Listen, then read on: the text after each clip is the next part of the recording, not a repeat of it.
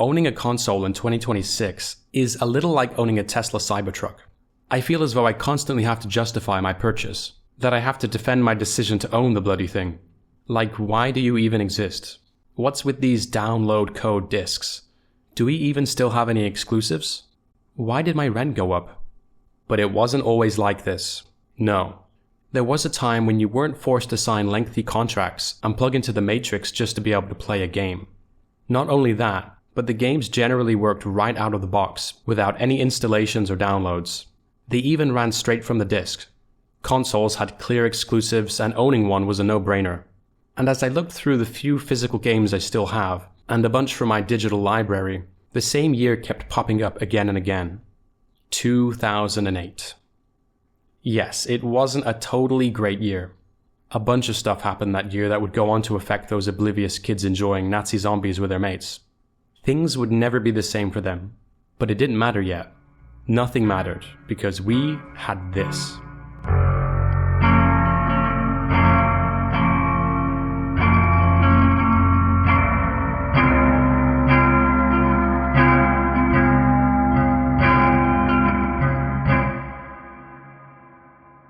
In some hypothetical imaginary scenario where, for some reason, I'm forced to live on a desert island and I have to choose a single year in gaming where I can play anything I want, but only if it was released in that particular year, then this video is probably why I would choose 2008. I could be asking for an argument or controversy here, as I'm sure everyone has their own personal greatest or peak year of gaming, and this just happens to be mine. If Red Dead Redemption 2 is your favorite game ever, then you might well consider 2018 as the peak of gaming. And you'd be right. Likewise, there are so many years that stick out as great, with loads of quality releases. I'm well aware of this, and I'm offering my thoughts here with the consideration that they are just my opinions at the end of the day. I'll be arguing that 2008 set a standard for gaming going forward, and was a year that saw a lot of innovation, as well as lots and lots of stupidly great titles. It was the first time we saw the use of quite a bit of new groundbreaking technology. It gave birth to a number of new awesome series that would spawn many sequels. And it coincides with a period of time that saw many releases that felt like they were really pushing the boundaries. This video will admittedly be focused on console gaming, and in particular, the Xbox 360, which I'd argue got the better end of the exclusives at the time. PC gaming was still sort of somewhat niche here, and so major releases that weren't tailored for the PC market were generally coming to consoles first, or even exclusively. However, some PC exclusives like Wrath of the Lich King, arguably the best expansion for World of Warcraft, came out in 2008 too. Nintendo had a really good year for the Wii, with releases like Super Smash Bros. Brawl and Mario Kart Wii. So this video is by no means going to be comprehensive. There is just far too much to cover from this year in one video. I'm also not going to read too heavily into the different metrics for commercial success, like how profitable a game was, as just because lots of people paid for something doesn't necessarily make it good. Otherwise, this video would just be talking about Dungeon Fighter Online and Fortnite. Ultimately though, I want to focus on the games themselves, regardless of the platform. I also aim to give the historical context for how these games were innovative by comparing them to previous titles, as well as taking a look at what's been done since. It's not just about nostalgia either. These games, in my opinion, are just really, really solid. For example, there are loads of games I played when I was much younger, and honestly, they have a nice reminiscent quality to them. But as actual games, the thrill is gone. I no longer hear the music, and other songs. But returning to these 2008 games, or actually playing through them for the first time, like in the case of Dead Space, they're still absolutely incredible. They still hold up really well. They look great, they feel great, they sound great. They are just bloody great, by themselves. I don't even need to cover DLC or add-ons that much either. For the most part, these games were just their own self-contained, complete things at launch. But now, let's get into the actual games of 2008. But be warned, there are some spoilers ahead, though I'm trying my best to minimize them whilst still discussing the games in sufficient detail. As usual, feel free to check out the timestamps for any part of the video you might be more interested in. At the end, I plan on going on a bit of a rant about the current state of console gaming, and gaming generally, so stick around for that if you like, or don't. As I'll cover in more detail later, the year started off really strong for the Nintendo Wii, with the release of classic titles like Super Smash Bros. Brawl and Mario Kart Wii, bringing back beloved formulas that worked so well in the past and just developing them and improving them. Depending on your region, titles like Devil May Cry 4 and Rainbow Six Vegas 2 were some solid releases too, but they only gave us a glimpse of what was to come. So here we come to frankly the biggest and most successful game on our list. In April, we got the highly anticipated Grand Theft Auto 4. It's a video game, the latest in the hugely popular and very violent Grand Theft Auto series. It's the biggest, baddest, fastest game on four wheels, and it's about to race off store shelves. The phrase highly anticipated doesn't actually do it justice. It was, by any estimation, the most anticipated game ever up to that point. Of course, until GTA 5 and 6. The game almost needs no introduction. At this point, everyone has probably played it, or is at least very much aware of it. But since I have to give some kind of intro, I'll just say this. GTA 4 was a phenomenal commercial success at the time. Here's a chart of the best-selling games of 2008 in the US that I got from Wikipedia.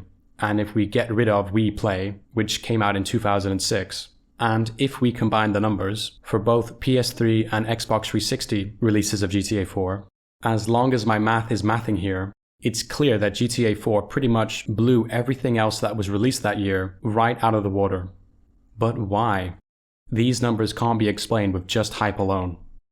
First and foremost, the realism and sheer detail of the game was something so completely unprecedented at the time that it kind of just blew everyone's minds.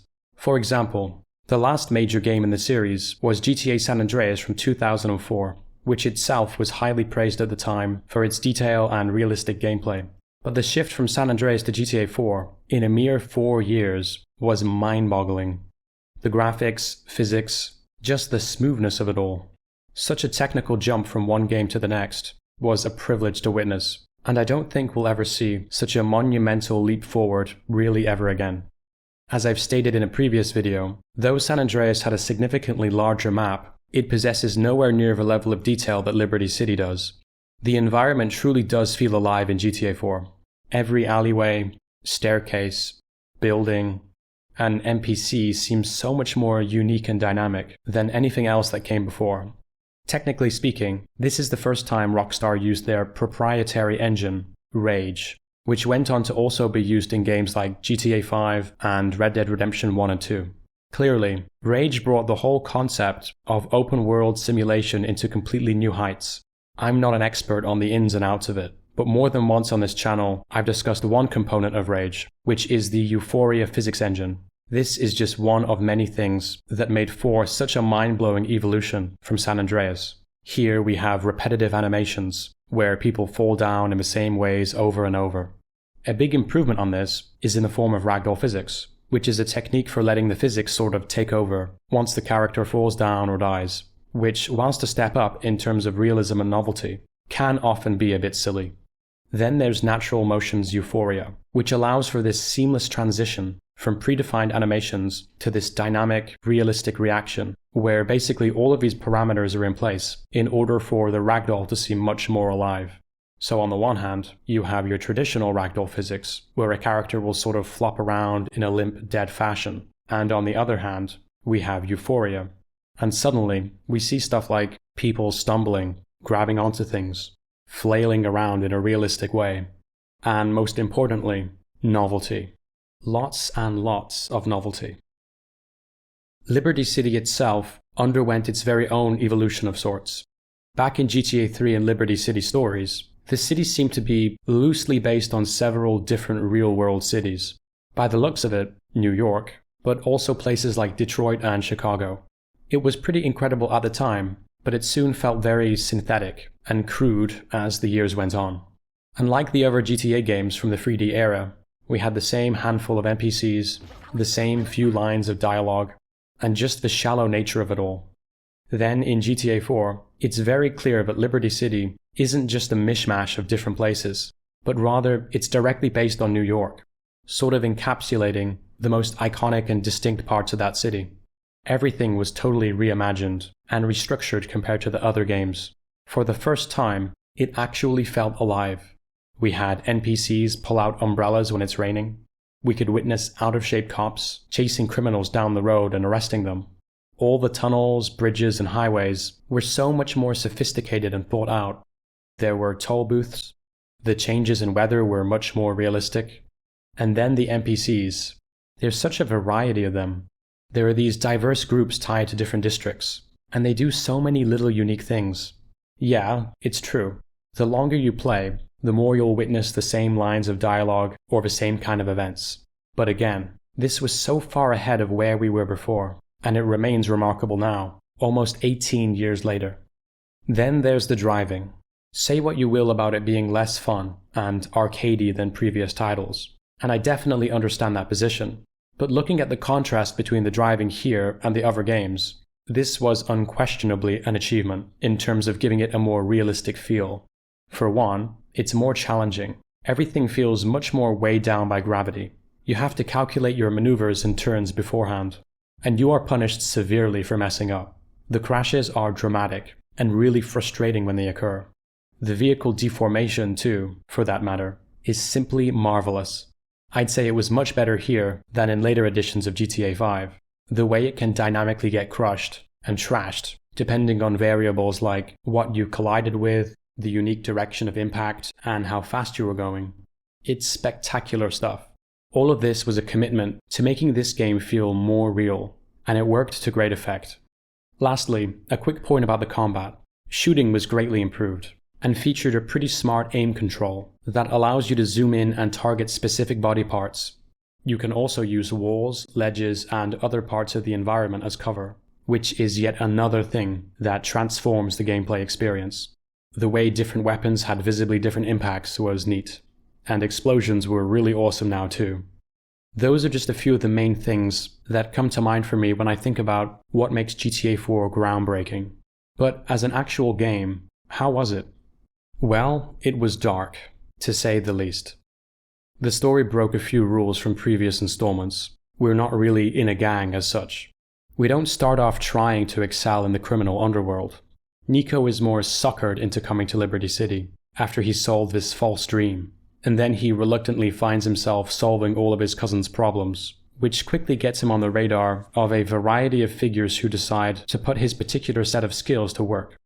People have criticized the main missions of the game as being some variation of drive to X location, trigger some event, then drive to Y location or escape, and so on. While I certainly see that critique, I'd argue that the story and the fun of the gameplay itself carry much of the missions along, despite the structure being arguably quite repetitive. When driving, for instance, you're not just driving, you're also listening to brilliantly written dialogue and learning something about character backstories or other aspects of a story. Also, there's a bunch of missions that really stand out as unique and really memorable, so I don't think it's completely fair to disregard the whole thing. Another important aspect that makes it so much more rewarding is the decisions you are able to make. I feel way more invested in a story that I am able to influence, that has actual, meaningful choices in it. Before I forget, although it's only a fraction of the budget for later games, Rockstar spent around $100 million to make this happen, which was a pretty unprecedented amount, and they hired somewhere around 1,000 people to work on it. For acting, this included the likes of Iggy Pop as a radio host, and a handful of other celebrities in various roles, and not to mention later appearances by legends like Bas Rutten, and even more comedians like Bill Burr and Frankie Boyle in the DLCs. However, they seem to have perhaps learned from previous experiences with hiring too many famous actors to do voices, and instead they went for a lot lesser known talent. After failing to get Russian actor Vladimir Mashkov, aka Sasha, they then stumbled upon Michael Hollick, who was initially hired only to do the motion capture for Niko Bellic, but this later included voice acting too, and his delivery was nothing short of legendary. This is not about taking over! You brought this on yourself! I've come to ask you some questions. And you whore for the government. I kind of like the honesty in that. Perhaps the only criticism that was really levied against this performance that I can recall was the fact that the Serbian used in the game kind of sucked and was very inaccurate, according to the natives of that region who actually know the language. Jesi to ti?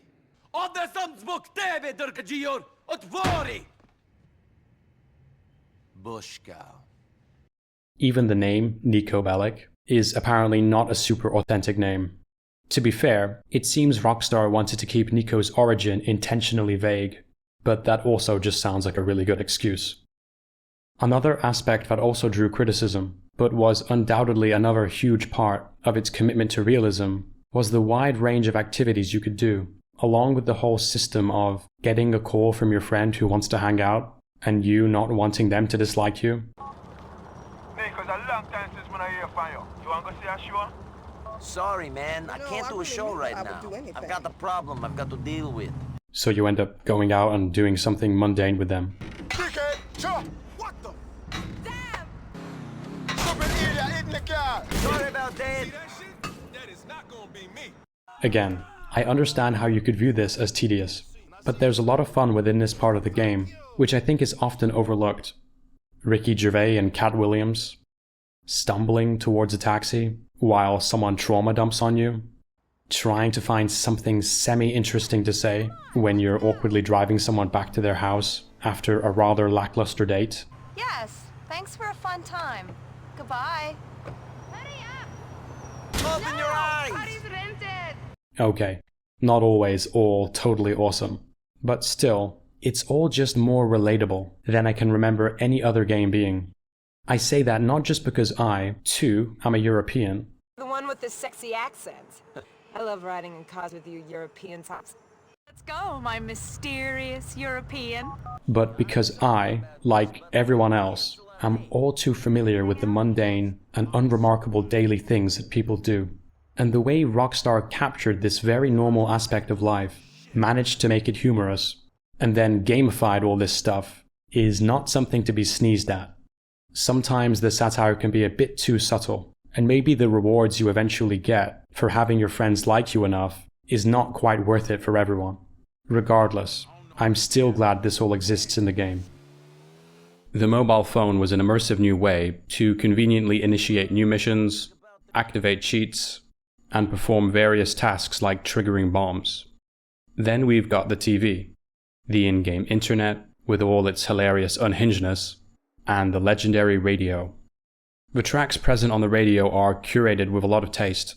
There's so much variety. You've got jazz legends like Chet Baker on one station, juxtaposed with underground rap icons like Big L on another. They didn't just find a bunch of hits, but rather put together a list of tracks that, in a way, kind of embody New York, or at least how it's presented in the form of Liberty City. Yeah, this city has some incredible music. Respect. I also found the electronica stuff to be pretty brilliant too. Vladivostok introduced a lot of people to an entirely new Eastern European culture of music.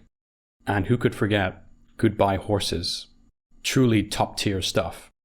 Before I forget, massive shout out to Michael Hunter, who composed the actual game's soundtrack, including the phenomenal, timeless banger that is Soviet Connection. He also did the San Andreas theme, by the way. So yeah, just an all-round legend of a composer. I could go on and on about how great the game is.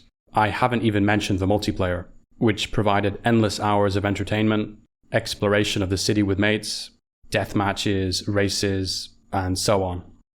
The DLC would later go on to just improve upon an already incredible piece of work, but all of this will be covered in more detail at the end of the rather lengthy chapter later in the video about Saints Row 2. As I said, it's been very close to 18 years since this came out, meaning if you happen to be born the day it was released, you're about old enough now to purchase it, and there's nothing that's been released in the time since that really tops it as a gaming experience, at least in certain people's opinions. GTA 5 would come out in 2013, and was an even bigger hit than the first game. Never has there been an opening like this in the entertainment industry. It's just huge and has so much inside it, but the new GTA Online would go on to become something else entirely. I only have a brief experience with it, and it did feel like another game of sorts within GTA 5. There has been so much content added to it, and in a way, this is rather sad to see when you consider all the single-player DLCs that were scrapped in order to focus on the online mode. According to some reports, about 8 DLCs were cancelled, including ones with different locations like Liberty City and North Yankton. GTA Online just became too damn profitable. Some describe it as grindy, toxic, and having an economy tailored towards people willing to spend real money on shark cards for better in-game items. I had a brief 15-minute experience trying it out, and it was okay, but if it's as people say, I'm glad I never got too into it. September rolled around, and we got the first major Star Wars game on this generation of console, unless you count LEGO Star Wars, and that was The Force Unleashed. A very apt name, as this was the first time it felt like we had the true power of the Force, and not just some subdued version of it for the sake of balance like in previous games. But quickly, a bit of history first.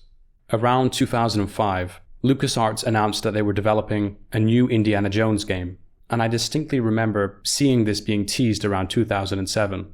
Most notably, the combat and the ragdoll physics looked spectacular in the gameplay trailer. It was definitely above and beyond anything we had seen up to that point in terms of realism. How did they do it? Well, if you've been following the video, you might have guessed it. It was Euphoria again. The same engine used in GTA 4 to give the ragdolls that novel and lifelike quality. There was an issue though. LucasArts also tried to combine Euphoria with digital molecular matter, or DMM, which was another groundbreaking physics engine, this time from Pixilux Entertainment. It essentially does what Euphoria does, but for the environment, allowing for objects to realistically break or deform in dynamic and impressive ways. Except LucasArts couldn't manage to implement both Euphoria and DMM together. According to Tony Rowe, a game designer who worked on it, the two engines didn't talk to each other, and this resulted in objects sort of going through each other, which is far from an ideal outcome when you're shooting for realism. This seems to be a central reason why the game was cancelled, before eventually being released in a far less impressive manner on platforms like the Wii in 2009. But that's where The Force Unleashed comes in. Here, LucasArts actually managed to make both Euphoria and DMM work together, but this time in a game that had so much more of an emphasis on object manipulation, given the fact that you have the power of the Force. The results were phenomenal. Forgive me for using this phrase again, but this was so mind-blowing at the time. I'd never seen a game with this level of detail in terms of just interacting with random objects, and the physics that all comes together to make the whole environment and everything in it not just feel like some backdrop, but more like this living and breathing thing that you were able to walk through. Vegetation responded dynamically and realistically. Glass would shatter in this awesome way. This was a full decade before stuff like interactive snowy trees in Red Dead Redemption 2, mind you. And yes, Crysis from the previous year featured groundbreaking destructible environments, but this was a bloody Star Wars game. I think it was partly just unexpected. The Euphoria physics here created so much novelty and realism, just as it did with GTA 4. I'm pretty sure only The Force Unleashed and GTA 4 were the sole games at this time to even use it. Controlling stormtroopers and Wookiees, seeing them flail around, getting force blasted away, and desperately clinging onto ledges in order to not fall to their demise was all tremendous. Not in a sadistic way or anything like that. Technically, it was impressive, but also as a game, it was just well designed and fun. You didn't have to even really like Star Wars to enjoy it. The story was interesting, and felt like it gave you a new glimpse into some secret lore into the Star Wars universe. The game not only heavily featured Darth Vader, but you even play as him in the introduction, which was such a killer way to start it off, since he's practically invincible and just calmly walks through everyone and everything like a total boss. It's a true power fantasy. You only get stronger and stronger progressively. You get force skills and upgrades for new abilities, like being able to throw your lightsaber like a boomerang at an enemy who you are suspending in the air using the Force. There are also a bunch of quick-time events, which shake up how you defeat enemies, and these just further increase the novelty. I don't want to spoil the game, of course, but there are also some very consequential moral choices to make, which have significant effects. The choice to be Sith Lord or Jedi Master is down to you. All this, along with all the collectibles and different items you can unlock, like new outfits and different lightsabers, make the replay value of this game actually pretty decent. And then there's the tremendous voice acting and motion capture work done for your character, Star Killer, performed by Sam Witwer, aka the guy who gets sacrificed in the movie adaptation of Stephen King's The Mist. As someone fairly into Star Wars as a kid, I can't think of a better person to have played this role. I also just really appreciated the use of the epic themes by John Williams, heard in the prequels, along with what they tried to let the player experience by throwing them into this particular timeline. It goes without saying, but The Force Unleashed was very successful. Naturally, LucasArts wanted to get a sequel out there, and then The Force Unleashed 2 came out in 2010. Unfortunately, while it retained a bunch of cool things from the first game, it was criticized for being too short, repetitive, and overall just feeling rushed, which it was since it only took 9 months to develop. It didn't do so well for these reasons, despite decent sales in the first couple of weeks. Some DLCs came out which were pretty interesting, as they explored what-if scenarios, like imagining that the non-canon bad ending was chosen at the end of the first game, which takes you down a pretty dark path. Alas, these additions weren't enough to salvage it after the underwhelming reception of the game. Sometime after this, LucasArts went through restructuring, as Lucasfilm was acquired by Disney, and this led to the cancellation of The Force Unleashed 3, sadly. The series was pretty much scrapped from this point on. It was made no longer canon, and that's that. Though games like Jedi: The Fallen Order have subsequently been released, which do a fair job of giving you some of those awesome things that The Force Unleashed offered, it's all just a bit too grounded and balanced. It doesn't give you that same absurd feeling level of pure power fantasy. Not only that, but Euphoria physics seems to be basically absent from any non-Rockstar game after The Force Unleashed, unless you count Clumsy Ninja or the aptly named Backbreaker. They officially stopped licensing the engine to studios in 2017, but by that time, Rockstar had already deeply integrated and adapted it for use in their proprietary engine, Rage. So yeah, sadly it looks like The Force Unleashed may be the last of its kind, an experimental Star Wars game that implemented all this revolutionary stuff all at once. At the end of September, a bunch of stuff happened.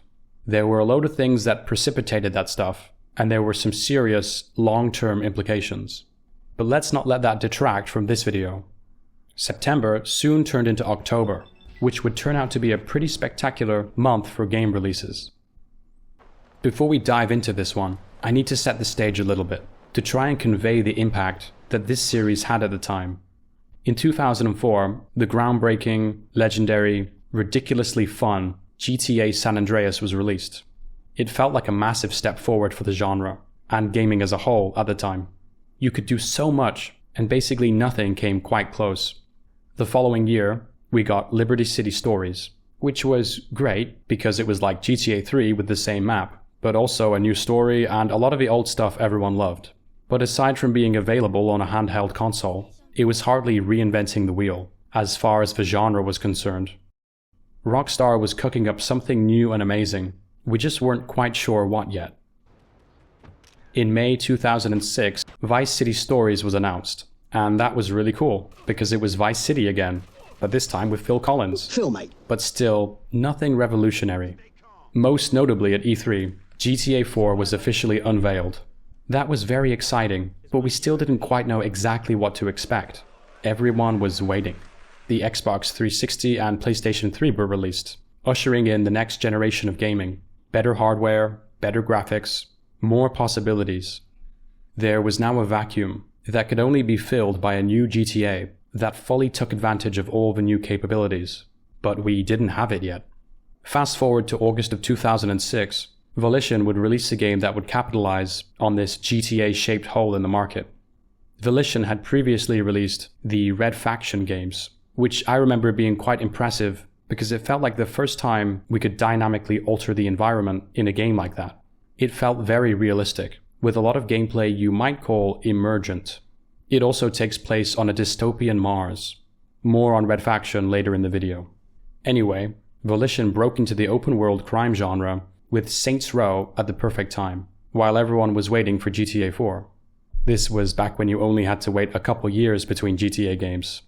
Now, it goes without saying that Saints Row was heavily inspired by San Andreas.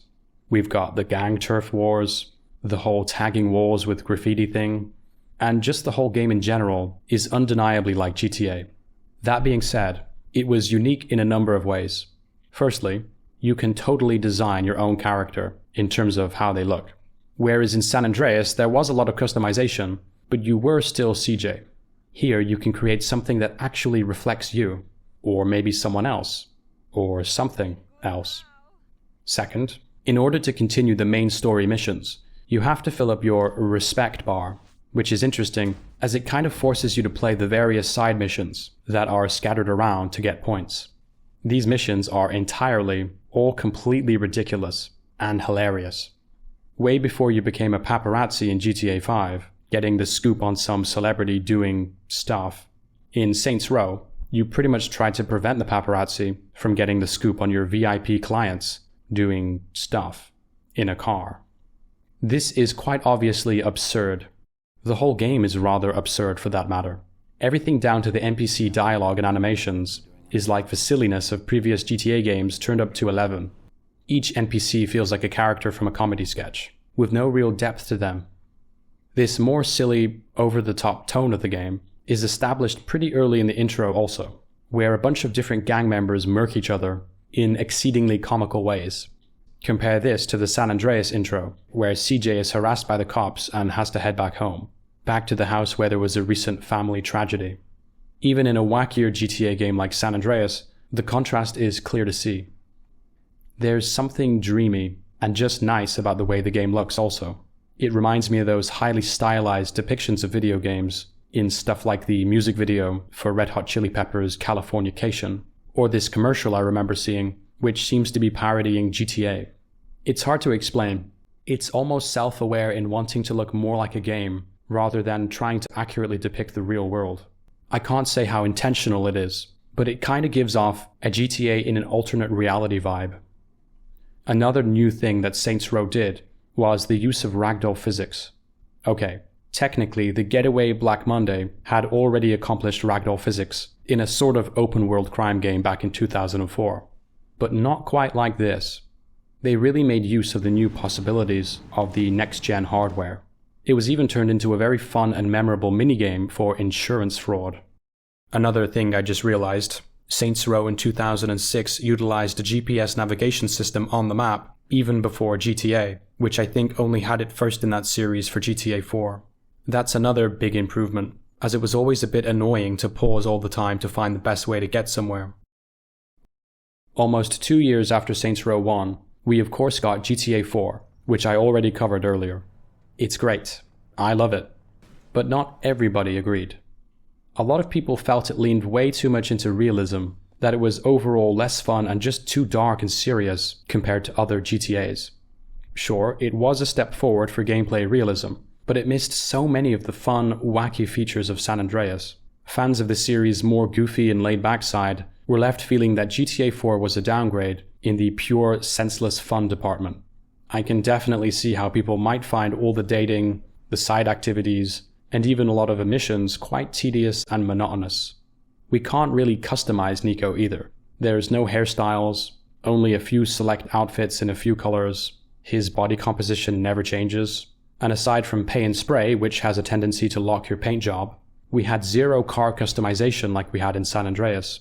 There's no skydiving, no planes. The hand-to-hand combat, while very realistic, offered nothing in the way of new fight styles that you could learn.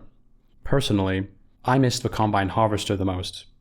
Even though it was a massive leap forward in some big ways, in so many other little ways you could describe GTA 4 as a step backwards.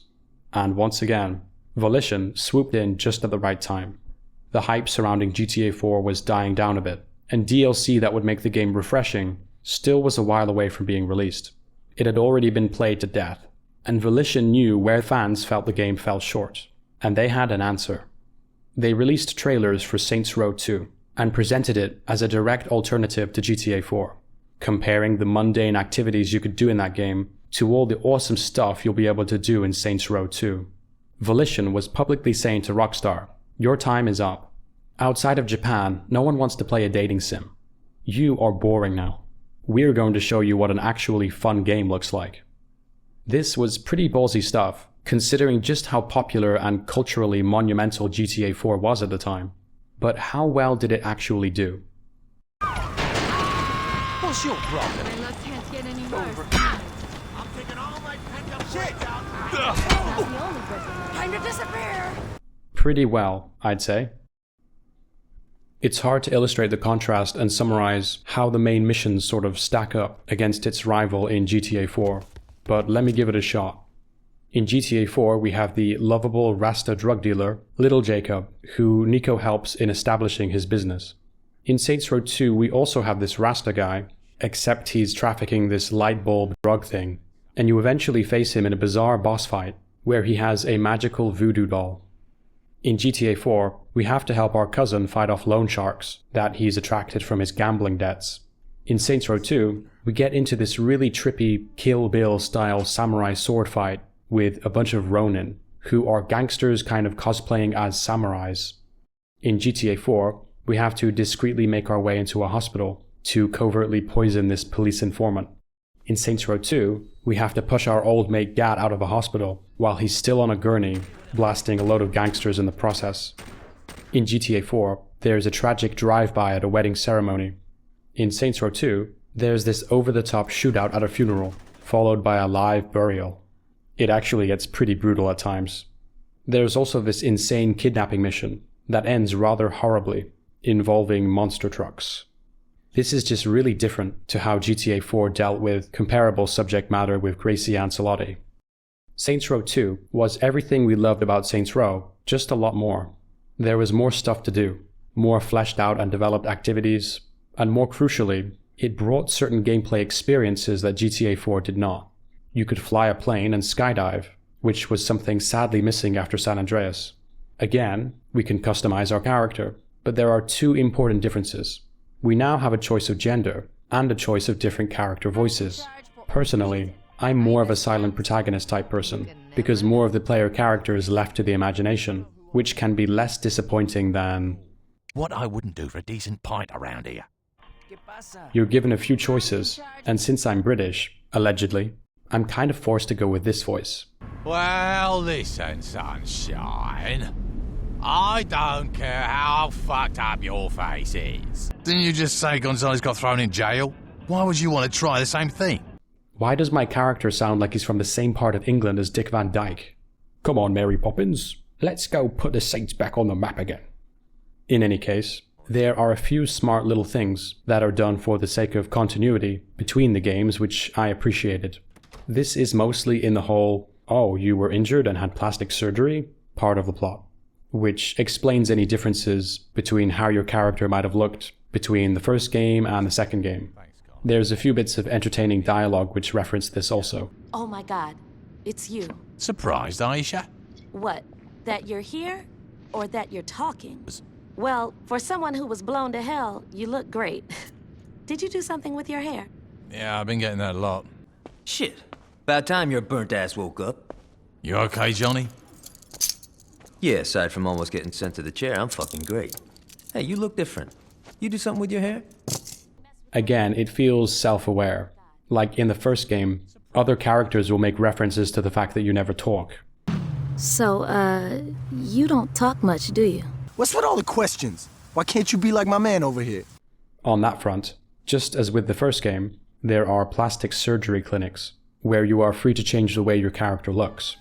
Which is preposterous, but also a good attempt at making it plausible that the character could just radically change based on your whim. There were also a bunch of small improvements that made it work better as a game, despite sacrificing some realism. Warping to shore instead of having to swim all the way back, for example. One thing I really loved was the whole vehicle storage system. Essentially, the game allows you to hoard loads of vehicles by putting them in your personal garage. You can also repair them right there and then.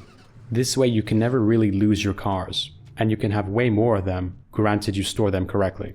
This might seem like a small detail, but GTA stands for Grand Theft Auto, and given that it revolves heavily around cars and driving, the vehicle storage aspect kind of sucked. If you parked your car slightly wrong in GTA 4, it would disappear and just cease to exist. This could be really annoying in the case of storing and losing rare vehicles. This issue doesn't exist in Saints Row 2. You could also actually customize your cars too, which was a much-loved feature from San Andreas that again was missing in GTA 4. The driving itself is much different also. It feels like you can make instant turns, and there's something about the rate of acceleration, or something like that. But it just feels immediately faster in Saints Row. GTA 4's driving, again, feels more realistic, but more weighed down by gravity. And this is actually a big issue that critics bring up, citing GTA 5 and earlier games as much more fluid and fun driving experiences. I already praised the soundtrack for GTA 4, both the game soundtrack and the soundtrack from the radio. However, the radio in particular, whilst including a wide range of artists, and possibly reflecting the New York music scene a bit better, it arguably didn't quite capture the pop culture of the time very well. Admittedly, this is pretty challenging to do, as it's not always easy to predict what music future people will associate with your timeline. The radio from Saints Row 2, I would argue, did a better job of just capturing that era. The whole pop-punk craze was very nicely represented.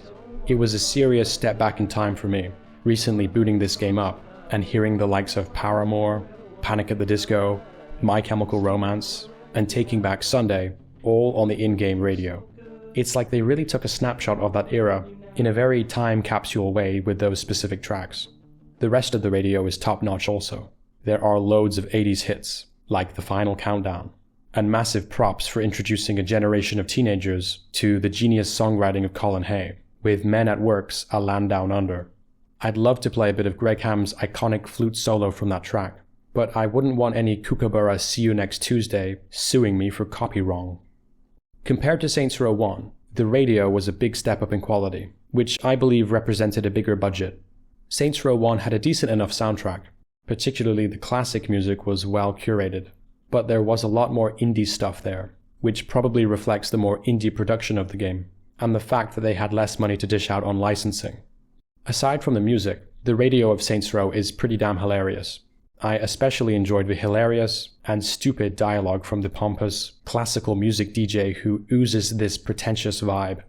Feast your ears on this, the oral equivalent of beluga caviar, Sonata No. 14 in C-sharp minor, Moonlight, by Ludwig van Beethoven, on 102.4 Classic FM.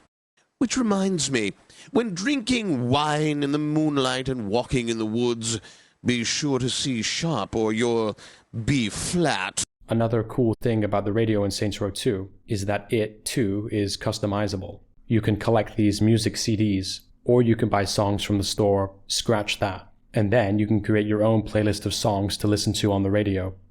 Of course, those are only songs included in the game itself, of which there's a really nice variety.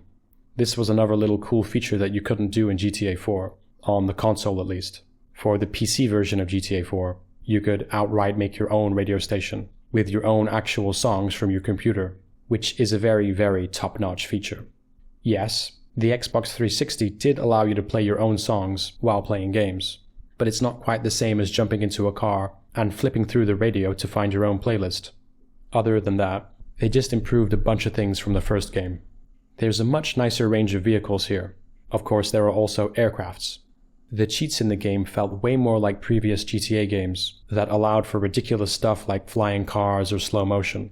New cheats included hilarious stuff like low gravity and infinite ammo, which are far, far more awesome in a chaotic sandbox type way when compared to the base GTA 4 game. One criticism I do have is that I feel the color palette worked a bit better in the previous game. Saints Row 1 just felt and looked like an alternative reality. There's something dreamlike about it. In the second game, it all looks a bit grittier, and somehow the colors are a bit washed out. All the other stuff, like the, shall I say, quirky NPCs, are very much still there. It also took a leaf out of Fable's book, with the ability to make expressions and gestures, which NPCs may enjoy or be offended by. Once again, there's the whole respect bar, which you have to fill with points to be able to play the main story missions. Playing the side activities gives you a lot of points, but so does a lot of other stuff.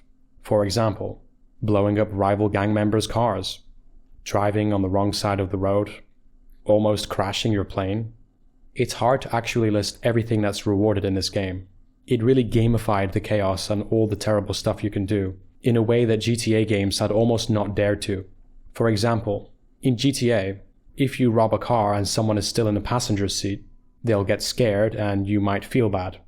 In Saints Row, it literally initiates a hostage-taking minigame, where you are rewarded for keeping them in the car and not letting them escape. You're also able to rob people, You can have human shields, just in case. When you throw an NPC, the distance thrown is displayed on the screen, and you again get rewarded. Other activities involve pingos, drug trafficking, and something called mayhem, which perfectly demonstrates how chaos is turned into a game mechanic. You essentially just cause as much property damage as possible to rack up a certain amount of money and costs in a restricted amount of time. I remember in Saints Row 1, there was money given for actually harming NPCs, but this looks like it was toned down a bit in the sequel. Still, NPCs will be harmed in the making of this activity. The ragdoll physics itself, while also just being a funny thing to witness, is again made into a game mode. In insurance fraud, you're tasked with getting yourself hurt in all of these totally realistic and not exaggerated ways. Jumping in front of cars and trucks, flying into space. Eventually you unlock adrenaline mode, which just turns you into a superhuman insurance fraud committing person. Then there's crowd control, another personal favorite of mine. You spend most of the time just lobbing crazed fans away from celebrities. They can be tossed off buildings, into vans, and into other places for maximum damage. We'd be here all day if I were to go through all the activities. I just wanted to mention these, as they serve as a good contrast to GTA 4, which used this ultra-realistic, and not to mention expensive to license, form of ragdoll physics to achieve something that isn't just senseless fun. In Saints Row, it furthers the insanity of the game. It's purposeful, and exploited beautifully in the different game modes. One thing I really thought was brilliant at the time, and looking back even feels quite innovative, was that at least a month before the Nazi Zombies game mode became a thing, or Left 4 Dead less than a week after that, Saints Row 2 had its very own zombie survival minigame, which allowed for co-op play. You just go to a TV in any of your cribs, and you can play Zombie Uprising. It's a points-based survival minigame that has you mowing down waves of zombies in a limited area, with gun collectibles scattered around, and different zombies with different abilities. For example, some are giant, some explode. It might be a bit of a stretch to call them special infected, but they're not all just the same in any case. There's also this very eerie glitch that's been labeled the freezer glitch, and basically, as you can see here, you can use some cheats to kind of spawn outside of a zombie uprising area, kind of like the blue hell glitch in San Andreas. Anyway, at some point you'll spawn outside, and you'll be able to freely roam the city. This is pretty creepy, as the entire map is a ghost town, and you can do little tricks here and there to get cars and explore. I spent slightly way too long roaming around the map like this while making this video, as I had also done back in 2008 when I last played it. It's no surprise that it seems people online have had some nightmarish experiences with this glitch, sort of making it a real-life creepypasta. It's hard to confirm these accounts, however, and they may also rely on having a physical disc spinning in the console, which might cause those jump-scared, texture-popping poltergeist appearances to occur. This glitch alone is most certainly the topic for a totally separate video, so I'll leave it there for now.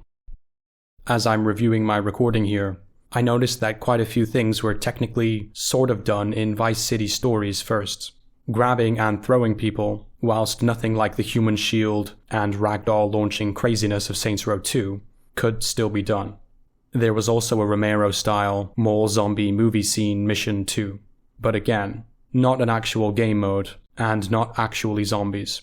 You could also rob stores in early GTA games, but the way this became a fleshed out activity in Saints Row was unique.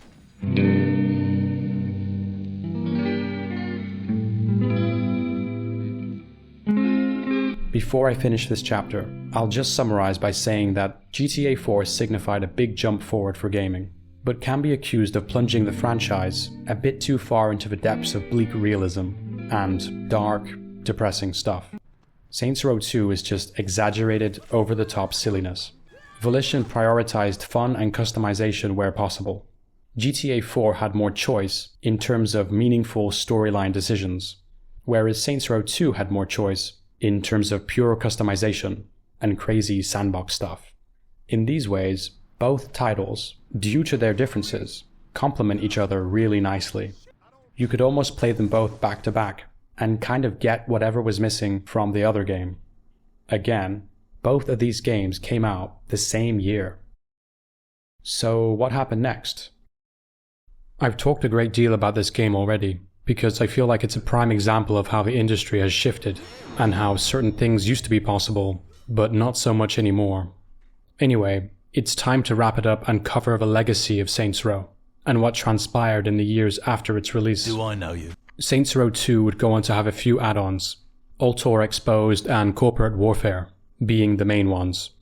These were cool, added a bunch of new items, and had a handful of cool missions, with some nice little references to Volition's previous big game, Red Faction. These were fairly small scale and, while fun, weren't anything fundamentally game-changing.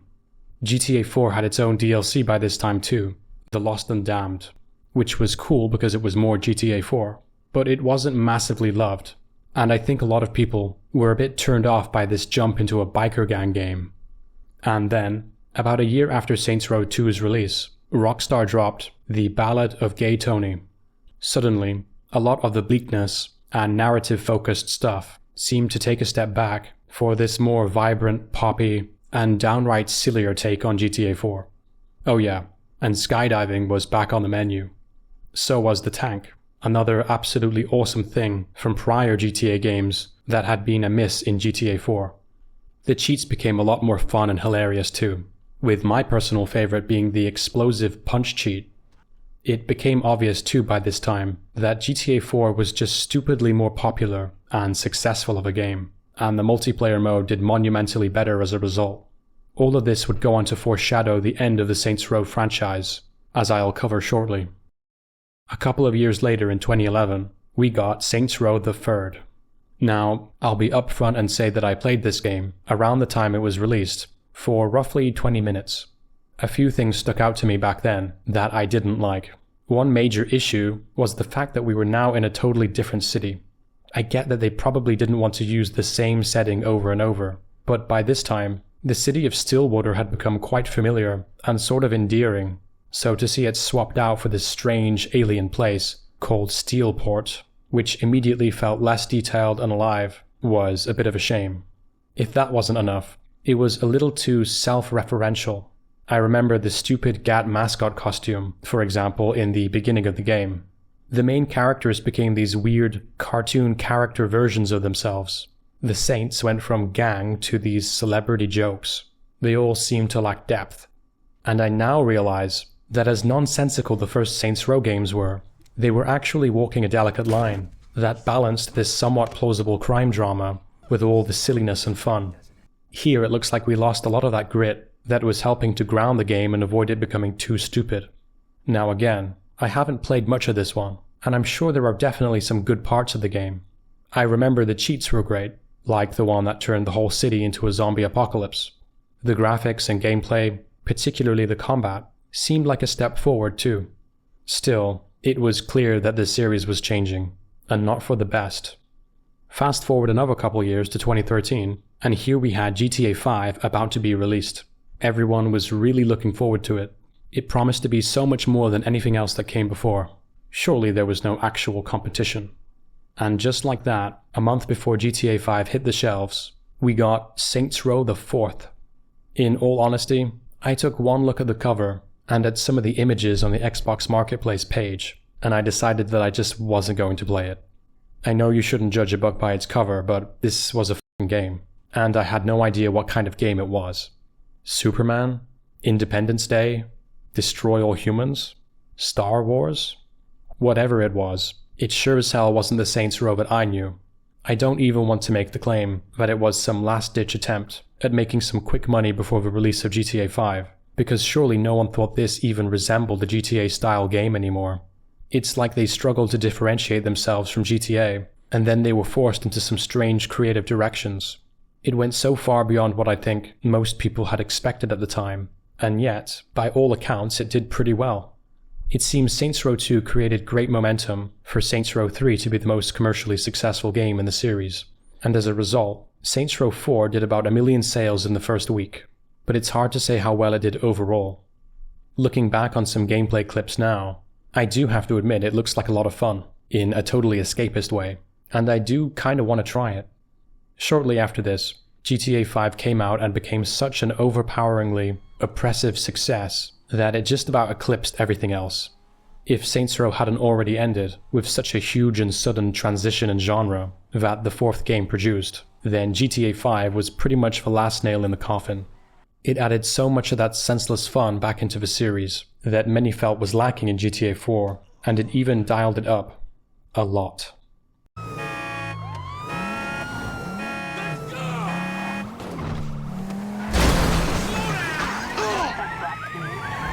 What's wrong with you?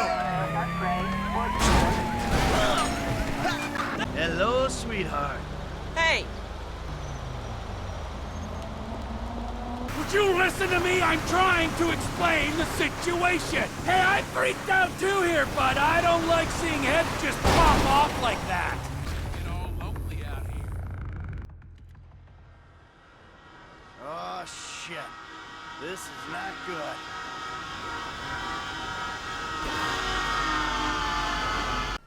It's impossible to prove, but I like to think that the competition from Saints Row 2 was part of the inspiration in pushing GTA 5 into the kind of game it became. For example, driving felt faster, more responsive, and closer to the arcadey style of Saints Row compared to GTA 4. GTA 5 would go on to have a ragdoll on command button, which allowed the player to throw themselves around in a goofy way, very reminiscent of the insurance fraud activity. Also, in Saints Row 2 there's a mission where you accidentally get high, which felt like a bit of a nod to the ability to get drunk in GTA 4. In GTA 5 this was taken up a few notches, with the ability to not only get extremely high and have hallucinations, but to also being able to ingest some hallucinogenic peyote plants, which cause you to become different animals. GTA Online significantly improved player customization, giving you some of that personalization from Saints Row. GTA 5 allowed you to greatly modify vehicles and store and select from a bunch of them in garages, giving you a bit of a realistic middle ground between GTA 4 and Saints Row.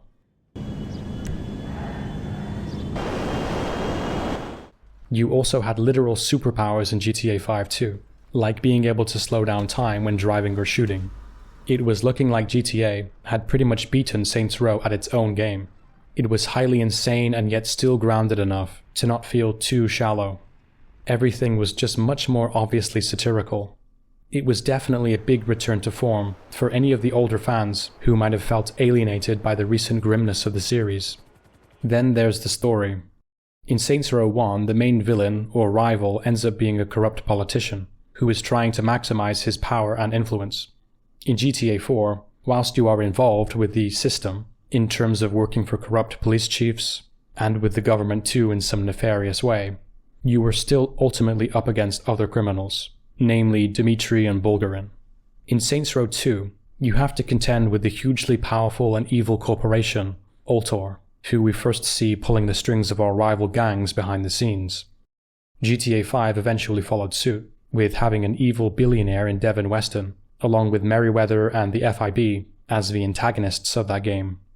Saints Row sort of did the evil, corrupt billionaire's enemy arc before Rockstar did it in GTA 5, or before Rockstar effectively became it in real life for GTA 6.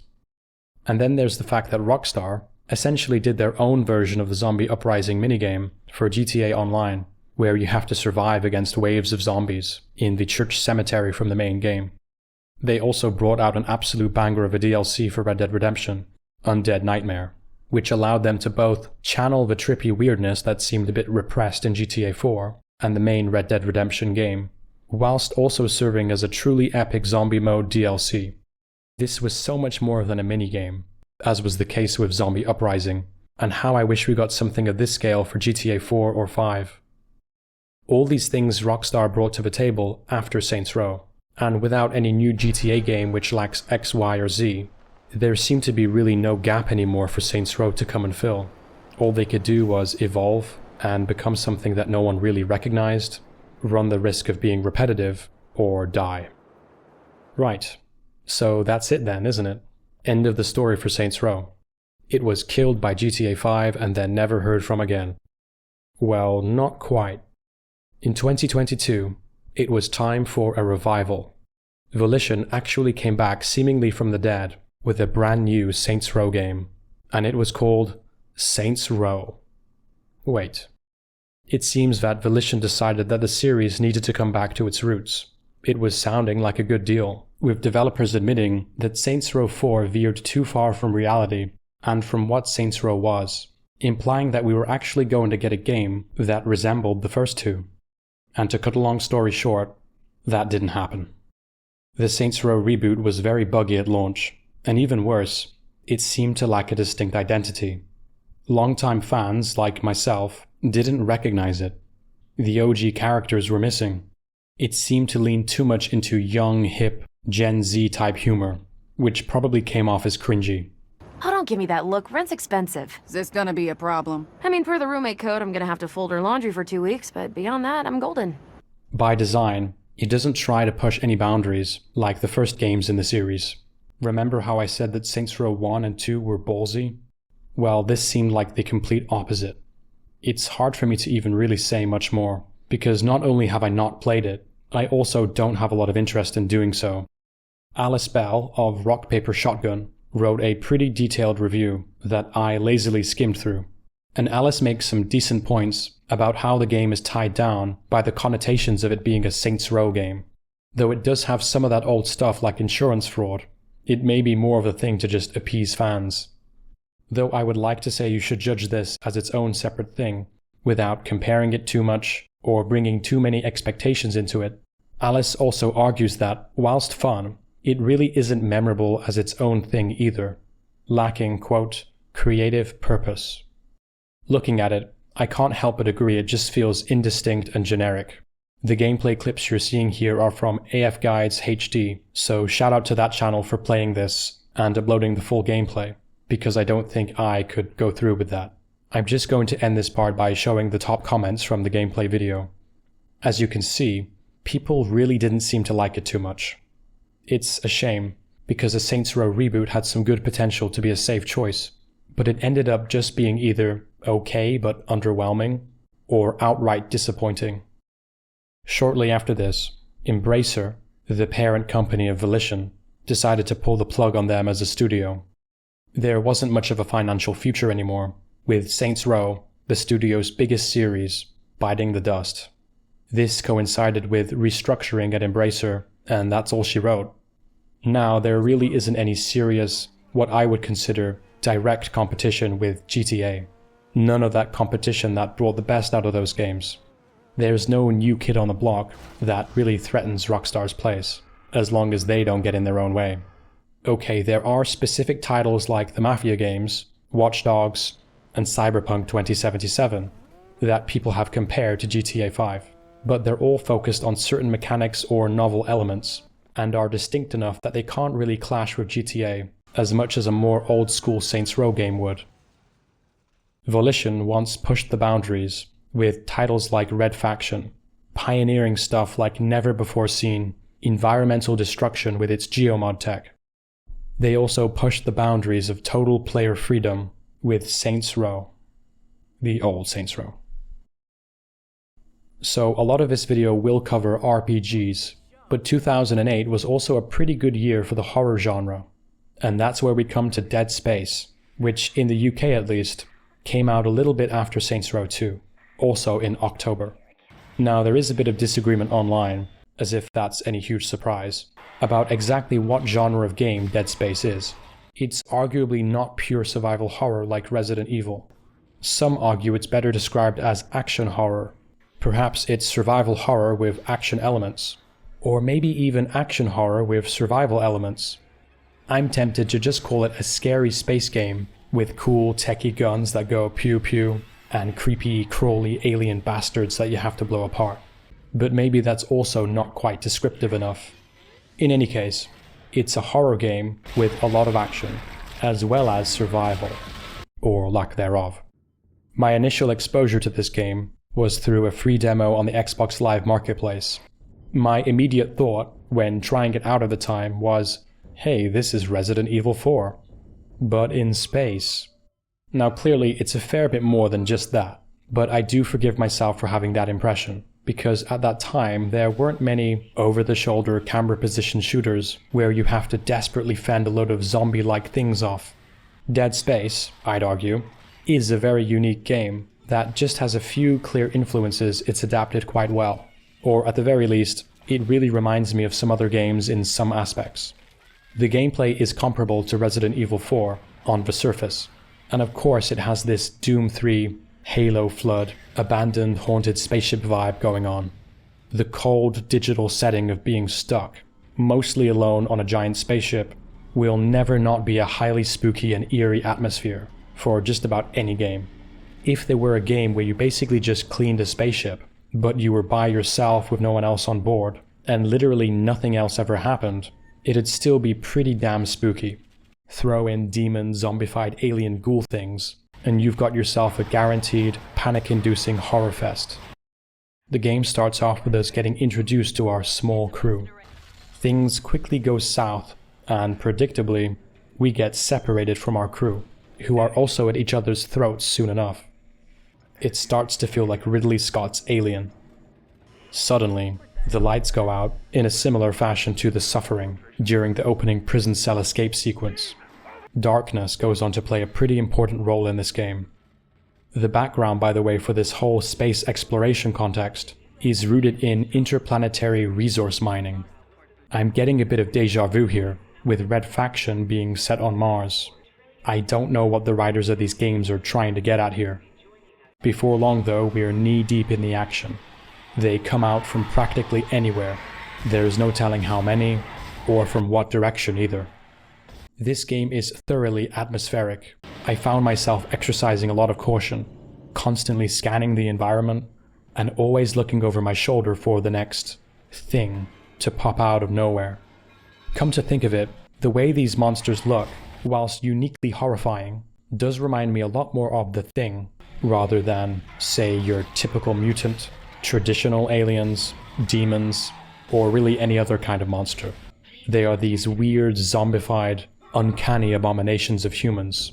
This makes it all way more terrifying, and it makes you very curious about what exactly happened here, about the lore behind it.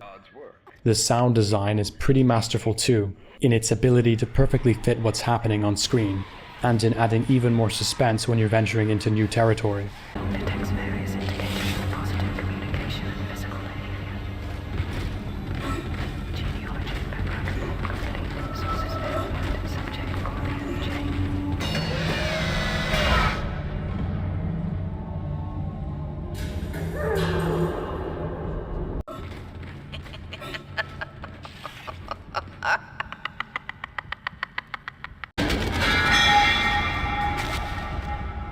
Similar to another game I'll discuss a bit later, you are thoroughly punished for rushing through and getting too ahead of yourself. You genuinely need to tread carefully. Well, not so much if you're like me and playing here on easy mode. You have to rely on precision rather than spray and pray. You'll waste loads of ammo if you just start firing away anywhere at enemies. You have to target the limbs specifically, so every shot counts. And this obviously just adds to the terror, as you have to balance taking time to make your shot with not getting turned into brown bread. You must carefully aim at these thin limbs to dismember them. Meanwhile, these things are lunging towards you. Maybe some are even behind you now. It's not relaxing, but it is fun. From what I've played so far, there is very little interaction with anyone who isn't either semi-conscious or outright hostile. You occasionally encounter some creepy people who quickly die, but you're mostly on your own. At least in Resident Evil 4, there was a bit of respite with the lovable merchant who you can interact with. Welcome! But here you upgrade equipment and purchase or sell items through these odd, futuristic self-service vending machine type things, using cool space credits. You use this to incrementally get upgrades to your suit, different weapons, and so on. You're also able to upgrade weapons, allowing you to better cope with the continuing onslaught. The variety of weapons and abilities surprised me a little. It's not all just shoot, run, and look around. There's a fair few small puzzles that you need to solve in order to progress through the levels. There is some interesting physics manipulation tool to help with that too, harkening back to Half-Life 2 as another possible influence. The environments get creepier, and the game seems to just get scarier the further you get into it. Writing on the wall starts off in understandable English, then soon transitions to some strange calligraphic alien language. The monsters get more and more grotesque too. Stuff like this, and whatever the fuck this is. It seems to have, again, taken a bit of inspiration from Resident Evil 4, with the similar bloated monster alien design. In particular, the way you'd sort of blow them apart, and some part of them would break off and become little separate monsters. It's simultaneously disgusting and awesome. Also, this one regenerating boss, whose limbs grow back when you blow them off. It's like they saw the whole Regenerators sequence from Resident Evil 4 and decided to turn that concept into a whole game. And it works brilliantly. Oh yeah, and there's facehuggers too. It's occasionally quite funny. The ragdoll physics while walking through bodies is a little bit proto-Dark Souls. Whilst I've by no means played through the whole game yet, and can't really attest to how repetitive or less fun it can be, I'm quite satisfied that this is something I definitely am interested in playing in the future, and I'm surprised it took until now, where I'm making this video, to actually getting around to trying it. And then there was the sequel. Dead Space 2 in 2011 is widely considered not only a faithful sequel that doesn't just repeat the first game or change creative direction, but actually adds to the whole action plus survival horror formula. From the gameplay I've seen, and from the various reviews around the internet, I can see why people are arguing that this sequel was even better than the original. It's just more refined, more fleshed out, and presented superbly. At the very least, it's on par with the first game, and is by no means a step backwards. So that means there was another Dead Space game that exceeded everyone's expectations again, right? Well, not exactly. Dead Space 3 from 2013 is divisive. The main criticism seems to be that there was a move away from psychological fear and isolation, and a shift towards more action and co-op play. You were actually forced into co-op in order to complete all of the side missions, for example. There were also microtransactions too. It's true that in the first two games, you could purchase different suits and other stuff, but in the third installment, it seems they did weird stuff like pushing you towards using real money to buy in-game resources that would make the game easier.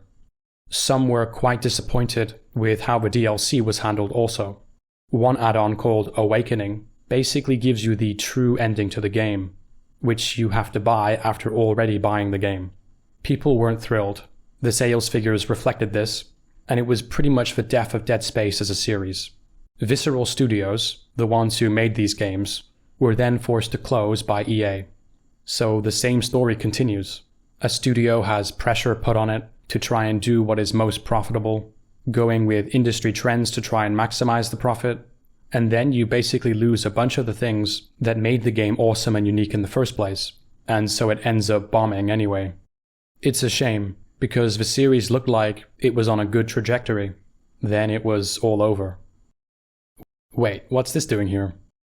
In 2023, EA gave Motive Studio the job of remaking the first Dead Space game, a nice safe option for a way forward that shouldn't disappoint too many people.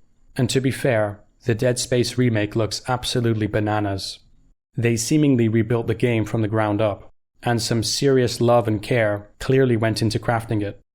I don't know if it's on the same level as the Resident Evil 4 remake yet, but I genuinely am excited to play this version of the game. One curious thing I noticed though, was that on the Xbox Marketplace, there's a deluxe edition for an additional £10. I read through the description and yeah, it's basically just skins.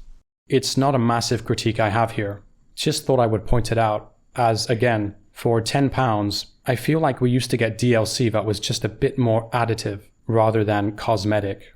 Maybe it's not just skins. Maybe they're really cool skins and really improve the experience.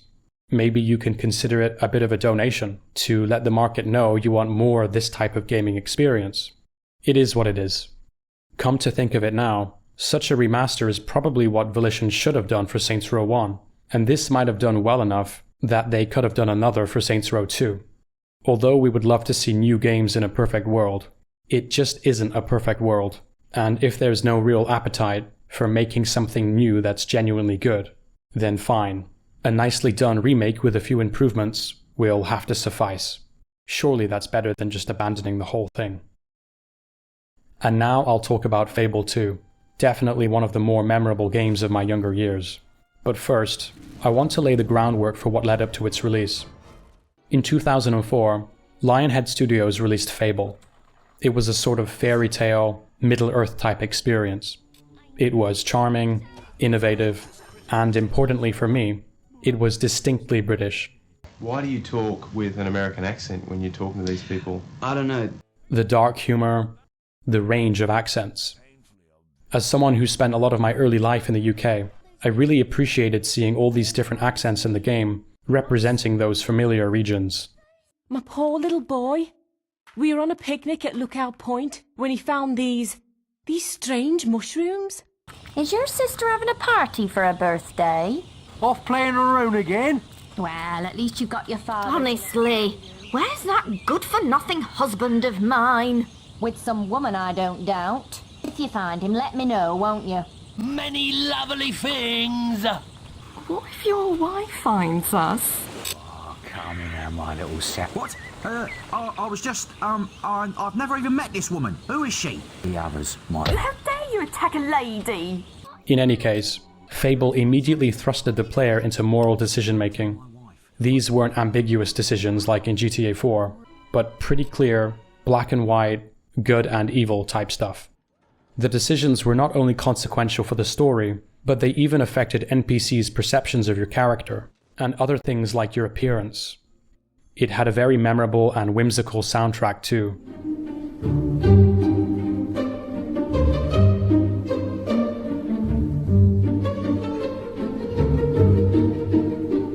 In 2005, the game was re-released as Fable: The Lost Chapters, which included a very substantial expansion to the game, justifying a whole re-release on the Xbox. A bit of background on Lionhead Studios, as this will become important later. The founder of Lionhead Studios is Peter Molyneux, who had previously come up with the concept of a kind of god simulation game called Populous, under a previous studio, Bullfrog Productions, in 1989. This was quite successful at the time, and I see it as a progenitor for Lionhead Studios' first release, Black and White. Yet another god simulator with lots of unique and intriguing elements. It felt like you had more control over the world than ever before. For 2001, it was pretty impressive. You could also choose to be benevolent or malevolent. In many ways, this paved the way for what would later become Fable. However, the lead-up to Fable, originally and perhaps fittingly called Project Ego, was when we first encountered the hype and promises that Molyneux would become kind of infamous for. He said that Fable would literally be the best game ever, which is quite a bold statement to say the least. He promised there would be so much more detail and nuance in the game that was even probably feasible. For example, he said that you'd be able to plant an acorn and actually be able to watch it grow into a tree over time. He oversold the consequences for every action, saying that every choice would leave a permanent effect. But this wasn't true either. He made the claim that you could have children in the game, and that they would actually continue your quests after your death. Somehow. Yet, despite all of this hype that didn't come true, the game still did very well and it was genuinely great. Not long after that though, Peter was at it again. This time I've learned from my mistakes. How come the screen's gone black? I have fond memories of talking to my mates about the Fable 2 demo trailer, where Molyneux was describing just how amazing this one was going to be. And it seemed to be not too much of a stretch, now that we were officially in the next gen of gaming.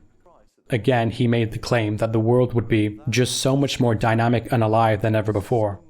I remember specifically that he said villages could become ruins, or overgrown if left alone without tending to their problems. He also hyped up how intelligent and interactive the AI would be, specifically with the dog companion, where he said it would be highly intelligent, its appearance would change in line with your morality, and that it could even die permanently if you weren't careful with it. The only thing that you have to do with your dog is heal him if he's hurt. You may be one of those players that simply don't want a dog. Fair enough. If you don't want a dog, then you do this. just run away, man. Leave him. That's harsh. Leave him. Leave him behind. If you really don't want a dog, man, then just leave him. And he loves you so much, he will do everything. He will drag his bleeding, bloody body through the mud and through all the danger to try and find you.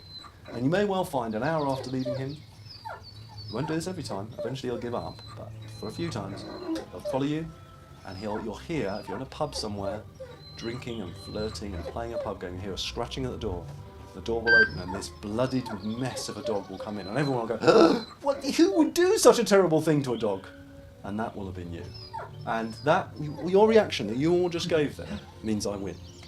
Because if you care about this dog, and you really, at this point, I hope that you want me to do this and heal him. And you want him to be all happy again. Lied? And again, he made it seem like NPCs' lives would become drastically more affected based on your decisions. So was it all just hype? Actually, no.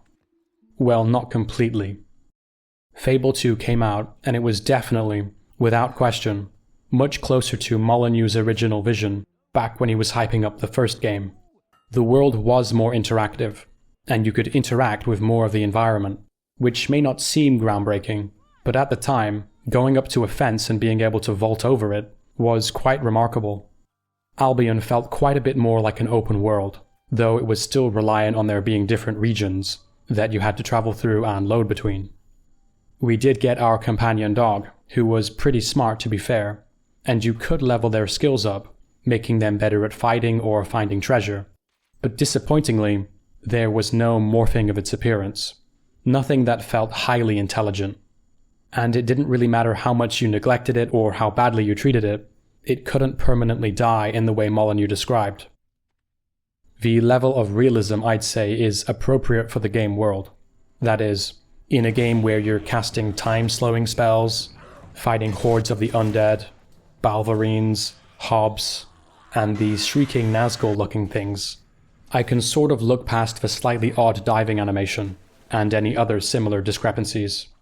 Though some things are just completely absurd, like the ability to put in time working hard at a job, honing your skills, progressing, getting promoted, and then after a while being able to afford a house for you and your family. A magic gender morphing potion feels far more plausible than that. How about the world and NPCs changing drastically given your choices? Well, while it was true that very specific quests or investments could bring about very specific changes in a few places, it was still pretty far from the living, breathing environment that we were being told about. Your actions did have consequences on the environment though, so ultimately it was a cool thing, despite not being on the scale of what was promised.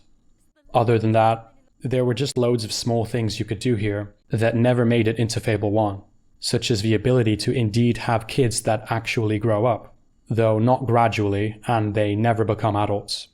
You did have the option of being a female this time. We got co-op play, though it was unplayable and unavailable at launch.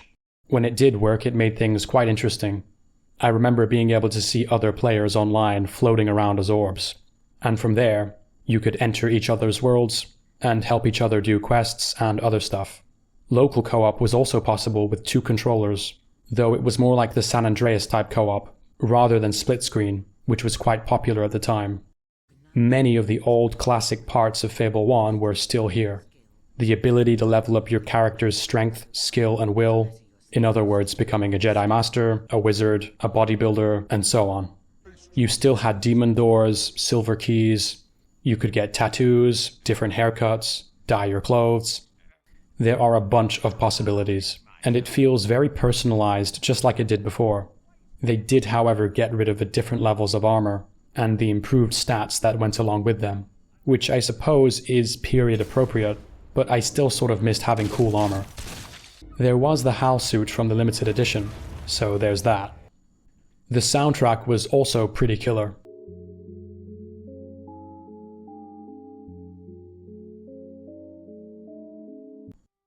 With Fable 2 also came the addition of the corruption meter. In the first game, you had a sort of good, neutral, evil alignment, and this is still in Fable 2, but now it's alongside corruption, which basically revolves around your greed and your vices, and has its own effects on your appearance and how people perceive you. The main part of the game that relates to this for me is the whole ability to rent out properties. For example, I bought loads and loads of houses and shops, rented them out, and then maximized the amount of rent I could get from my tenants. This soon gave me a really high level of corruption.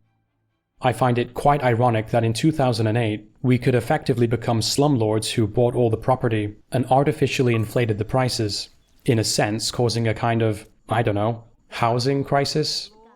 Anyway, this concept harkens back to a game called The Entrepreneur, which Peter Molyneux published by himself in 1984, and was basically a business simulator. Okay, so those were some of the features, but what else was special about it? Well, Fable II is set about 500 years after the first game, so there's a big shift in the entire aesthetic of everything from the fashion, the architecture, and of course, the weapons. In Fable 1, it was your typical sort of, again, Middle-earth fairy tale type thing. You've got magical swords, cool armor, glowing bows and arrows. But now we've got very neat historical guns like the blunderbuss and the flintlock pistol. People are dressed like pirates.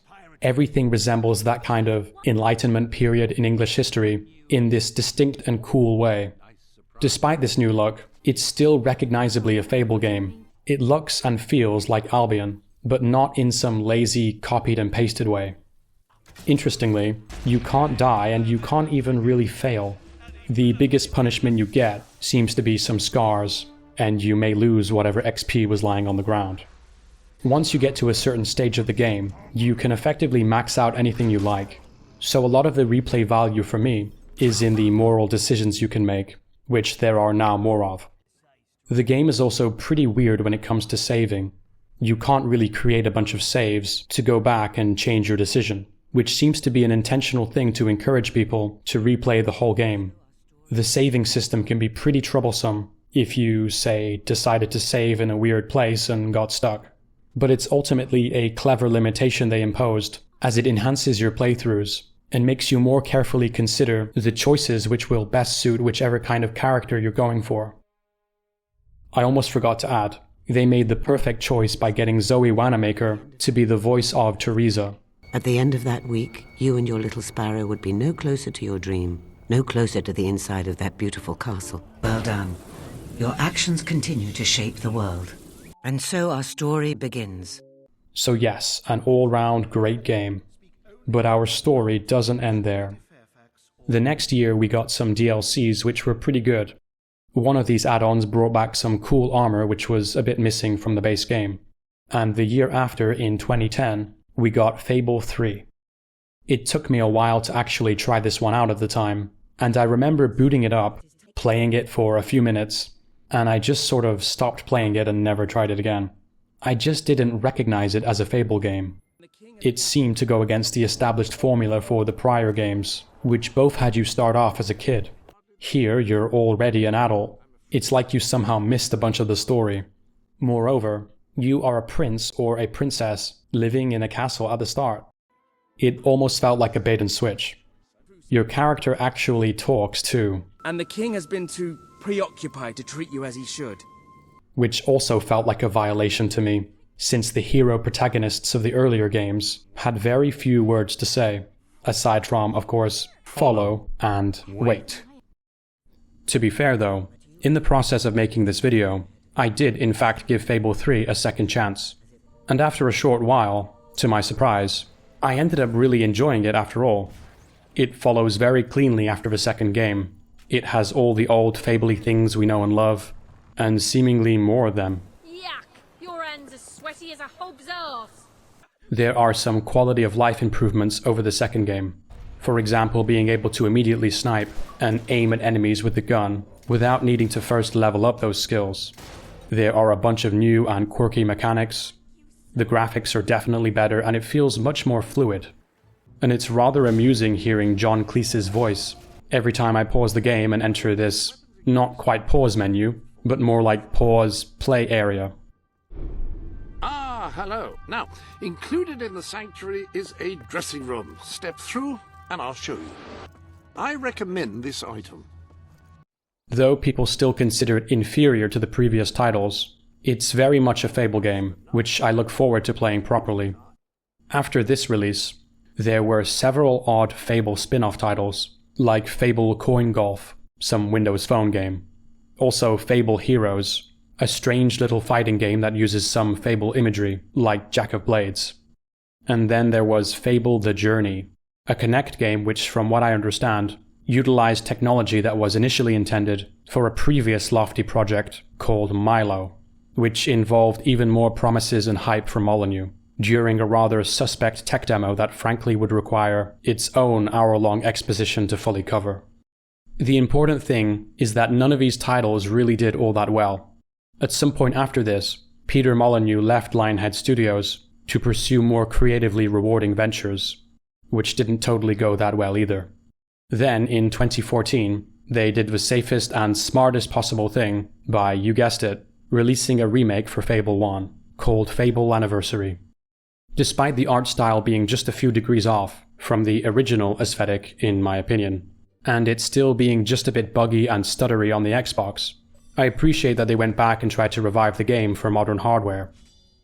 A couple of years later, we were about to get a new, and this time big, Fable title, Fable Legends, except it promised to be something different from what Fable originally was. It wasn't going to be a single-player, story-centered RPG anymore, but rather a multiplayer game where you'd have 4 hero players versus 1 villain player. It's an interesting enough concept, and you can kind of see how it might work, but long story short, it was very expensive, and Lionhead weren't too happy about being told to make a multiplayer game, rather than a proper Fable 4, which might have actually been very good. Molyneux was gone, and I guess without him steering the ship, there was just a lack of creative direction. The game was cancelled, and Microsoft pulled the plug on Lionhead shortly after. If you've somehow been paying attention, you might have noticed that this is the third studio shutdown mentioned in this video so far. Volition, Visceral, and now Lionhead. All studios with tremendous products, then seemingly pushed into creative directions they didn't want to go down to maximize profit, and all subsequently taking the hit for it when it predictably didn't work out. That being said, just as another studio took over the reboot of Dead Space, we now have another studio, Playground Games, who are working on a brand new Fable game, called Fable. Oh shit, here we go again. I really hope this isn't going to be a repeat of Saints Row. But seriously, this is supposed to be a 2026 release, and as I'm working on this video right now, we just got a gameplay overview a few days ago. It looks like it could be promising, potentially. It definitely resembles Albion. It actually looks pretty stunning, barring some awkward voice acting. Fancy a date? Perfect. You can get to know me better. Hello there. Yeah, we get it. You're rich. I don't have anything overwhelmingly negative to say about it. At least not yet. But just remember what Molyneux taught us. Never get your hopes up. At the end of October came a game that would be the catalyst for many years of enjoyment for fans. It served as a far more mainstream introduction to a legendary classic series, spawning more games and even a popular show much later down the road. Fallout 3 was a hell of a way to end the month. It was much more than just a first-person shooter, or just an RPG. But before I dive into it, once again, I'm going to take a little step back. Fallout 1 and 2 were released in the late 1990s, and developed by Interplay Studios. Whilst they took inspiration from previous titles like Wasteland, and were seemingly inspired by the imagery of movies like Mad Max, these games were exceptionally distinct. There is basically nothing quite like them, at least in my opinion, in terms of the whole style, the vibe, and the aesthetic. Tim Kaine is a central figure in the creation of the original game, and I recall him saying what inspired the way the game looked and felt, and it was something to the effect of what people in the 50s thought the future would look like. And it's that whole idea that is expressed so brilliantly in the design of every tiny detail throughout those games. The Vault Boy, the technology, weapons, power armor, and this approach to post-apocalyptia that perfectly encompassed what those in the 50s feared the most: nuclear Armageddon. the grotesque, amazing mutants, and the other countless awful things you witness in the wasteland. It's all genius. Anyway, the first games in the series were quite heavy for first-time players. There aren't obvious quest markers to tell you where to go. The VATS system forces you to calculate every move you make with precision, as using one too many action points on the wrong move could spell disaster. You could totally mess up your game too if you didn't plan ahead.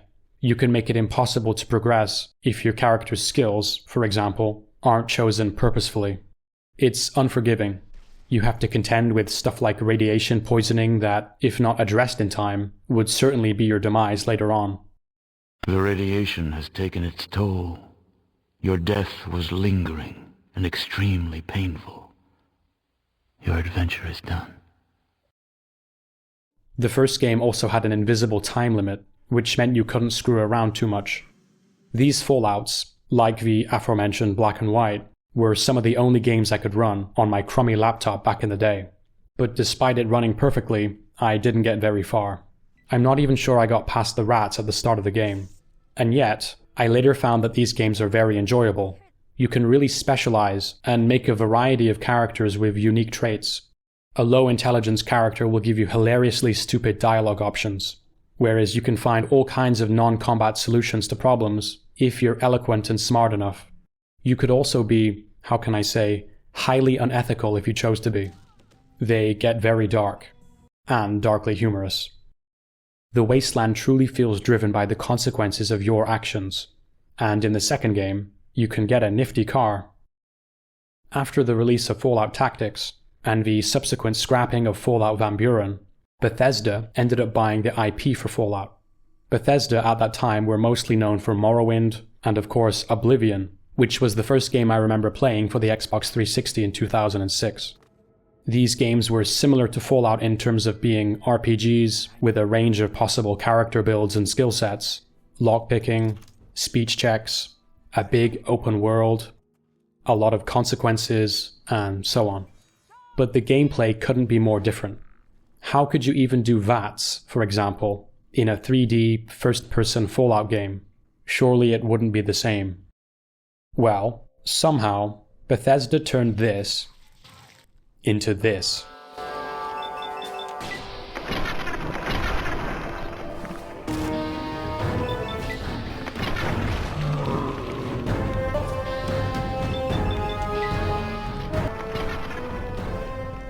And even this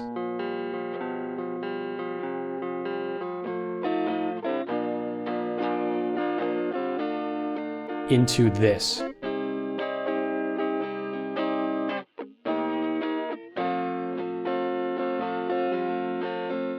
To put it briefly, they brought that 2D, turn-based, pseudo-isometric world to life.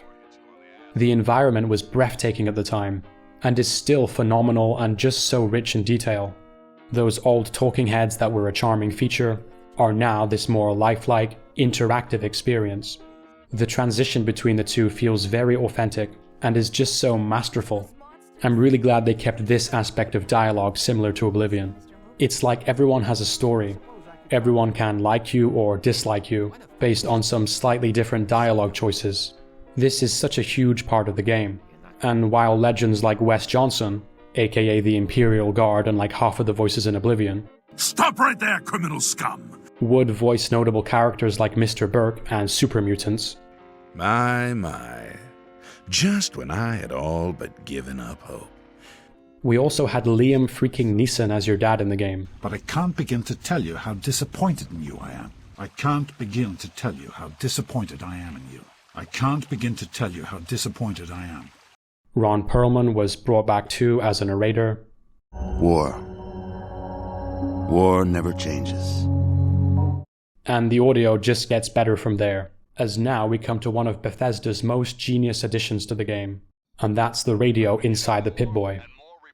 As mentioned already, in-game radios really enrich the experience of games like GTA 4 or Saints Row, but having this present in Fallout probably worked better than anyone could really imagine, and it's part of how they managed to improve on the original formula.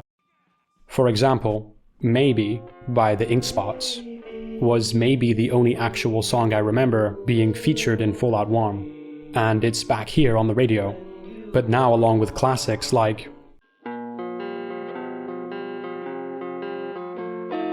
I Don't Want to Set the World on Fire, and honestly just so many other absolute bangers. Ella Fitzgerald, Billie Holiday, Bob Crosby, hearing tunes like Anything Goes, Butcher Pete, and Mighty Mighty Man as you're scouring the wasteland for ammo and fending yourself off from feral ghouls and mole rats in the metro. It doesn't really get better than that. It's quite mental to think that I, and probably many of you, can hear these tunes from the 1930s, 40s, and 50s and actually feel somehow nostalgic about them due to this game. Now, I'll admit, having been exposed to Oblivion earlier, my first impression of the game was, hey, what happened to Cyrodiil? Why is it all blown up? Why do these orcs look so weird? And why do I have a 10mm pistol? And since then, I've seen a few people sharing the sentiment that Fallout 3 is really just Oblivion with guns. But first of all, Oblivion with guns sounds awesome. And secondly, it was far, far more than that. While they undoubtedly changed the gameplay, which definitely drew criticism from hardcore fans of the OG games, Bethesda actually went out of their way to not tarnish all the things that made those original titles so unique and memorable. Yes, it's a shooter now, but it's a rather clunky one that necessitates the use of VATS, which again requires you to make calculations about action points and so on. The character building element is so beautifully lifted from the first games. Everything down to the effects and artwork for perks is preserved. Your decisions, again, have real consequences, though sometimes that just amounts to an awkward change in dialogue. Why the fuck would you start saying it if you weren't gonna finish? The way they so perfectly translated the art style and overall vibe from the original games is nothing short of amazing. It's still characteristically Fallout. You can go from one game to the next and it feels like it's on a continuous path, despite the gameplay being radically different in some major ways. Hell, Dogmeat even makes an appearance and is a possible companion. Just another reference to the first Fallout games, and also a bit of a reference to Mad Max. I have plenty more to say on this, and many notes, many gameplay clips. But in the interest of keeping this video under 30,000 words, and actually covering the other games, I'm going to conclude by saying that while I think people generally welcomed the way Fallout had changed, and this was a successful move on Bethesda's part in bringing many more people to the series, there were of course criticisms. Aside from the difference in gameplay, Fallout 3 could be a lot easier than previous games, if you wanted it to be. There were some issues with lore consistency, concerning namely supermutants and the Enclave, which came off as ways to conveniently put them in Fallout 3, despite the location of Washington, D.C. along with the timeline. Everything seemed a bit more recently post-apocalyptic, despite being 200 years into the future. While in the earlier games, there had been much better progress made regarding rebuilding civilization. Then there's the whole water purification story as an excuse to leave the vault, which I've seen argued as a lazy way to rehash the ideas from the first game, though I think of it more as a nice tribute. Regardless, Bethesda did what they did to make it work on its own, and I feel they did a solid enough job holding on to the greatness of Fallout. DLCs came out later, which were all individually great additions. Then came New Vegas, developed by Obsidian, using Bethesda's engine for Fallout 3. Released in 2010, they did a spectacular job of both creating a new story and new world centered around Nevada, whilst also doing a much better job at keeping it lore-friendly with the original games. There were many tasteful references which were awesome to see. Though I remember it was ridiculously buggy on release, it was a brilliant spin on what became possible with Fallout 3. Mr. House, the Legion, this new awesome environment, the New Vegas radio, the voice acting cast featuring Matthew Perry as Benny, The game was rigged from the start. Wayne Newton as Mr. New Vegas, Because in New Vegas, hey, you never know. and even appearances from Chris Christopherson First thing that comes to mind is to turn me in. and Danny El Machete Trejo. And then, of course, the radiation started to kick in, turning me into this handsome devil you see before you. The lore is deep, the side quests were top-notch. Again, there's a lot to discuss here, and not a whole lot of time. Fast forward to the end of 2015, we got Fallout 4. And despite everything I'm about to say, I really did enjoy this game and played it when it was released. I even bought a PS4 just to play it. The gameplay was smoother and more responsive. We got all these new novel environments, a glimpse of pre-war life that wasn't just a simulation. Shooting felt much more like other shooters from that time. The radio featured a lot of the old and even some new bangers, like The End of the World by Skeeter Davis, featured in the trailer. Why does my heart keep on bleeding? And why do these eyes of mine cry? There were lots of interesting characters, side quests, and places. Many things were still there from previous games, and again, I did like it. And despite that, it was definitely a bit of a departure from the other Fallouts. For example, now our character has a much deeper backstory, and even their own voice. War never changes. You're gonna knock him dead at the Veterans Hall tonight, hun. You think? I don't know if this is a widely shared sentiment, but this makes me feel more like I'm a spectator to someone else's story, rather than before, where you're given more of a blank slate to immerse yourself in. The game just feels a bit linear. There doesn't seem to be a variety of outcomes when compared to New Vegas, for instance. Charisma is really all you need to pass speech checks, whereas previously skills like medicine, science, and barter all gave more possibilities for progressing during dialogue. And the whole dialogue system was something I immediately disliked. I remember frantically pausing and trying to find a way to turn off the cinematic camera when talking to someone. Time didn't freeze anymore, and instead of having a list of options to read through and choose, in Fallout 4, you're given these one-word summaries of entire topics and limited choices that amount to yes, no, ask something, and maybe make a joke. This dumbed-down dialogue was an unwelcome change for me, as I consider the almost seamless transition from Fallout 1 and 2 to 3 and New Vegas regarding the way dialogue feels to be very tastefully done. Yet now it just seems like a step backwards. They got rid of so much. They've also just eliminated all the funny, low-intelligence choices. Maybe they decided it was a lot of work for the voice actors to do so many lines and variations of lines. Maybe they didn't want to scare off the wider base of new players that would prefer to just get back out there and shoot some more mutants. I don't know. Again, shooting was improved and felt closer to something like Battlefield, but the emphasis of the gameplay kind of shifted more towards action. The perks felt a bit simplified, and whilst that makes it a lot more accessible to casual players and others who aren't that familiar with this whole system, it just doesn't give you the same impetus to specialize and tailor your character to a certain build. You can kind of do everything, and it ends up feeling less consequential as a result. Another change is in the general environment, which seems brighter and livelier. The earlier games were very specific in vibe. Almost everything was gritty, rusty, run-down, and desolate looking. And Fallout 4 does have its horribly dark places, but in general, it just leans more into being some other sci-fi reality rather than the Fallout brand of post-apocalyptia.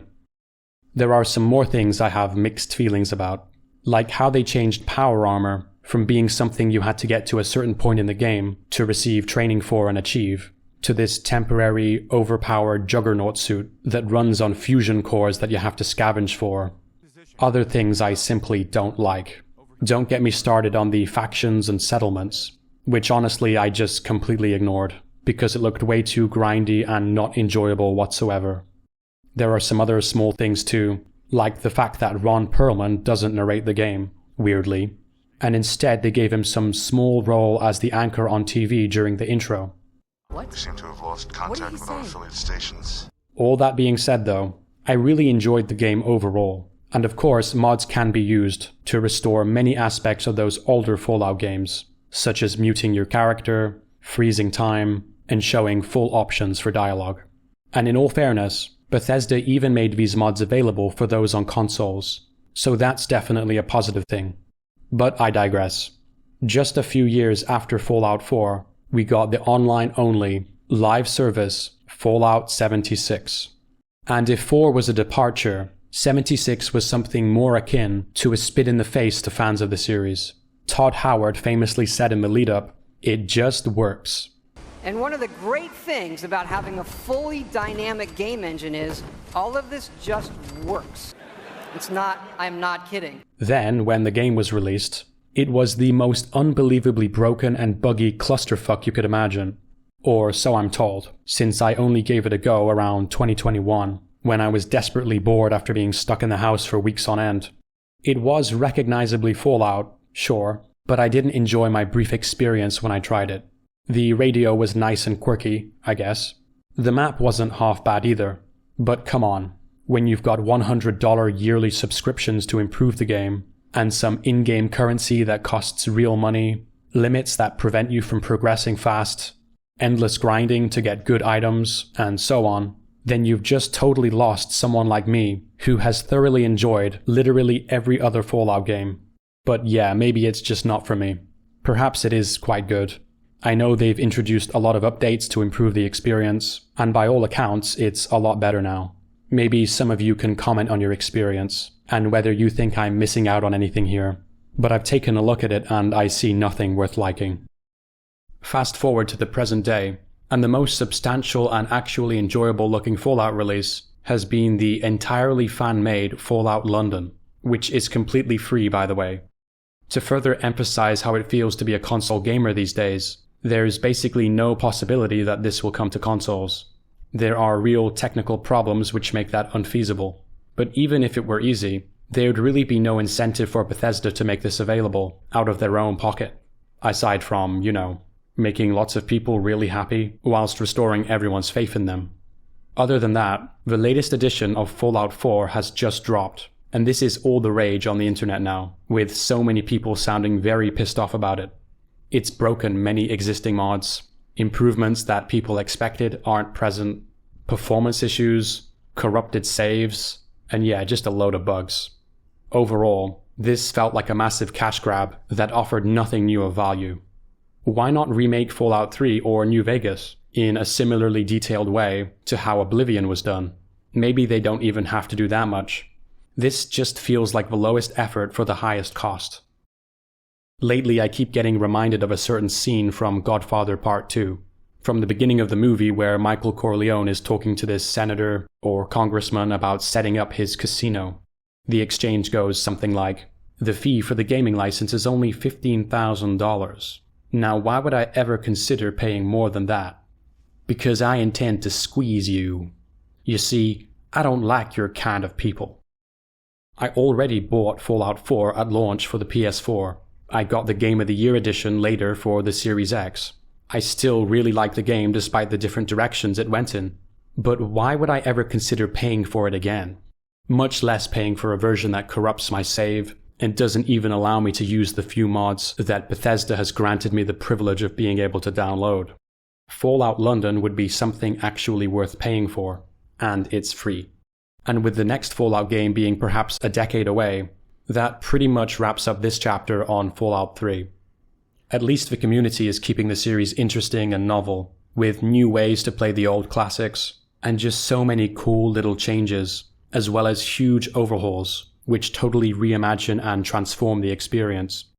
I, for one, am very much excited for Fallout Bakersfield, which is much more than just a mod for the GZ Doom engine. It blends that OG Fallout aesthetic with retro first-person shooter gameplay. It already looks like a total work of art. Let's just hope they finish it and we get to enjoy it soon. As if October wasn't already a stupendous month for releases, not too far into November, we got Call of Duty World at War, a game that would go on to follow in the footsteps of the previous year's Modern Warfare, reshaping the whole genre and setting yet another high standard for any future shooters that try to compete with it. Before we get to World at War, it's time for another brief history lesson. And no, I'm not going to dissect the events that led up to World War II, but arguably what led up to the end of the war between the biggest World War II games. It all started in 1997, when big-name director Steven Spielberg was watching his son playing GoldenEye on the Nintendo 64. Spielberg was working on the World War II drama at the time, Saving Private Ryan, and in that moment, he got the idea to make a World War II game. At this time, I don't think games were seen as a serious medium for dealing with historical war contexts, especially those that were still somewhat fresh back in the 1990s. Games like Wolfenstein used World War II as a basis for their alternate timeline story, but an actual game about the topic needed to be handled with reverence, as to not trivialize the very real events. Development started in 1997, and in 1999 the game was released, and its name was Medal of Honor. This was the start of a whole new genre of gaming, and it was far from some silly little game. The orchestral soundtrack was superb, and Spielberg even consulted experts and figures from the war, just as he had done for Saving Private Ryan, to try and create the most authentic experience. Everything down to the weapons were meticulously crafted to maintain historical accuracy. Some more Medal of Honor games were released, and Spielberg continued to work on them before DreamWorks Interactive was acquired by EA in 2000. Medal of Honor seemed to be doing great, and was really the only game in town for this genre. But by the early 2000s, there were competitors like Battlefield 1942, which offered huge multiplayer matches that allowed players to operate tanks, planes, and ships. Then there was the first Call of Duty in 2003, and now Medal of Honor was in big trouble. Call of Duty was designed specifically to dethrone Medal of Honor, and was even created by many developers who had previously worked on Medal of Honor Allied Assault. It wasn't too long before Call of Duty became the more popular and more successful series. It was faster paced, intense, had better multiplayer, and just felt more innovative and exciting. It was pretty much the first time we saw cool new mechanics, like the ability to aim down the sights of a gun too. Fast forward to 2007, and the hugely successful Call of Duty Modern Warfare would go on to eclipse everything else at the time. Whilst Medal of Honor Airborne did a respectable job at breaking free from the linear formula of previous games, it simply could not compete with the success of Modern Warfare, the new big thing at the time. And if all that wasn't enough, Treyarch began working on the next World War II game directly after they finished the third Call of Duty in late 2006. The production, by all accounts, was very rushed, as Treyarch practically wasted the first year by throwing out their initial concepts. And yet, this wasn't exactly going to be a return to form or some safe historical title sandwiched between the groundbreaking Modern Warfare releases. They were going to make full use of the new hardware the game would run on, use a superior version of the Modern Warfare engine, enhanced physics, environmental destruction, gore, and there was going to be a focus on the Pacific Theater and the Red Army Arc, thus distinguishing itself from the more family-friendly vibe of previous games that all felt just a bit clean and heroic. And boy, did they deliver.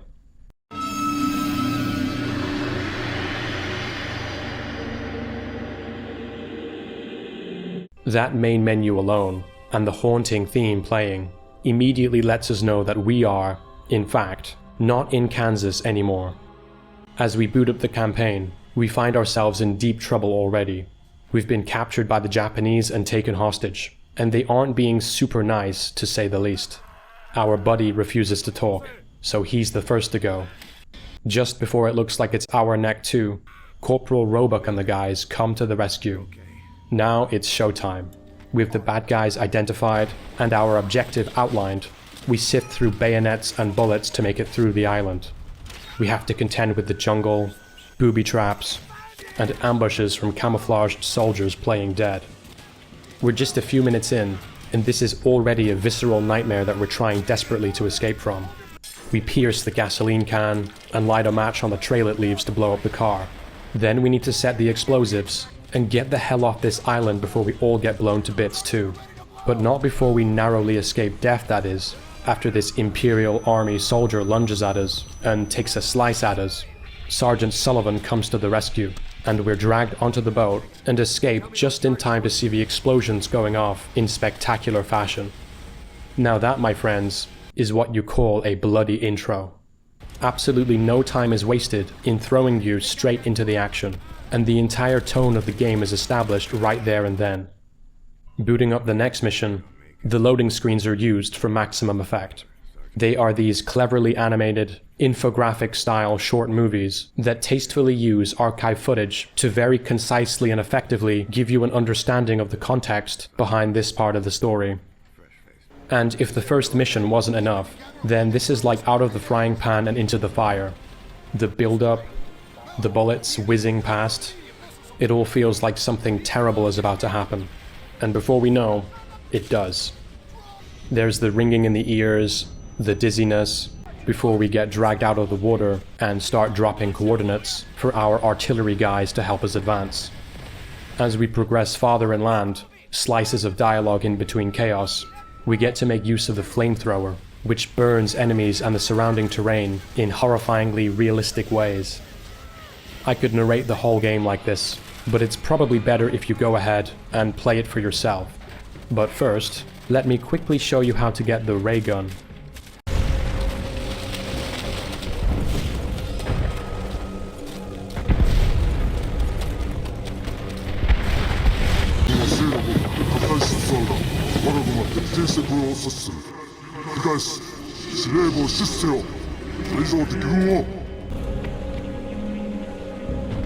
Pretty neat stuff, huh? This campaign is amazing. The Pacific Theater part of the story is already phenomenal. The horror just intensifies, with more jungles, swamps, and eventually a castle.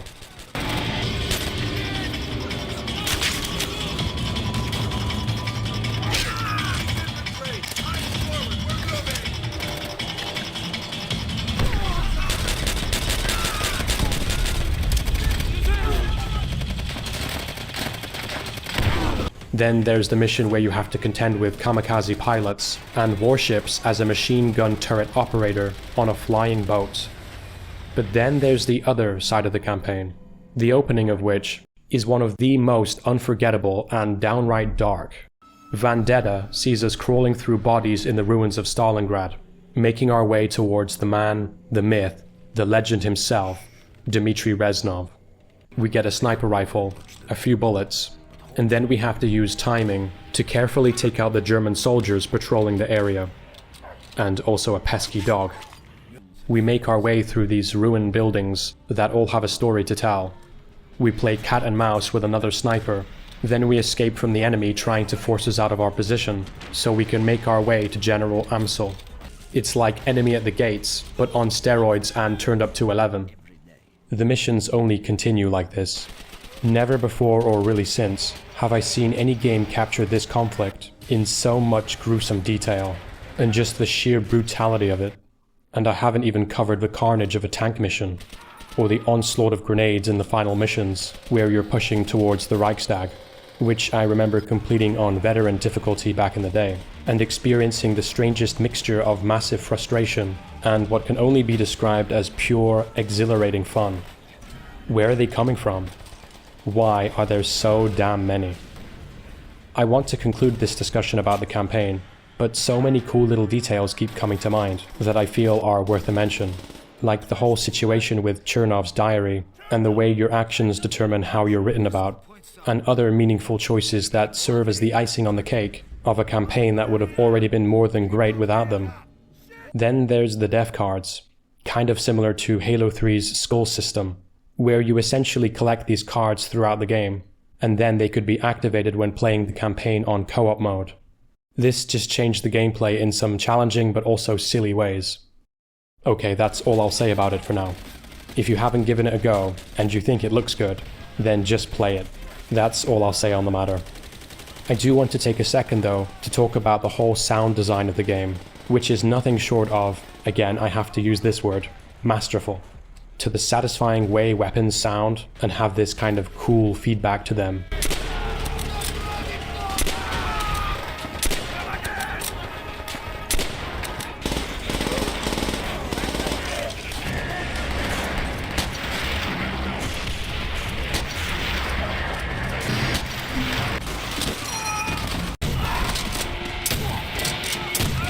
To the once more haunting, as well as just awesome and triumphant, soundtrack.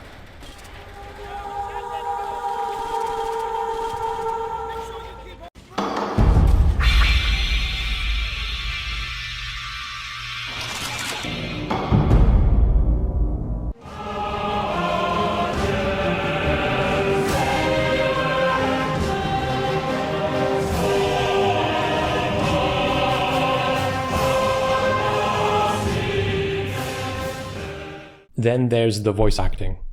Kiefer Sutherland as Roebuck, Watch the grass, watch the trees, watch any damn place Tojo could be waiting. Focus on the hill! Get up there! Spread out! and Gary Oldman as Reznov. For 3 days, I have hunted him. For 3 days, luck alone has saved his wretched life. No mercy will be shown here! An eye for an eye! Were such perfect casting choices. Their performances are just another part of what made the campaign feel so dramatic and convincing. Right, so that's it then. There's nothing else to talk about.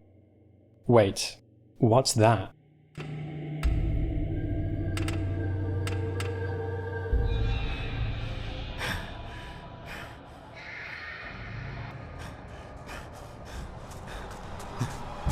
There's a really good chance you already know what this is. Nazi Zombies, by all accounts, started off as a bit of an Easter egg / not really serious game mode you could play after finishing the campaign. It sorta came out of left field, a zombie survival level inside a Call of Duty game. It wasn't just a fun throwaway thing though. People really liked it. There was something magical about rebuilding the barriers, managing your points to get certain items, figuring out which places were best to unlock first, by what round do the zombies start getting faster, how to create crawlers, the pros and cons of the different weapons, and which ones gave you a greater chance of survival.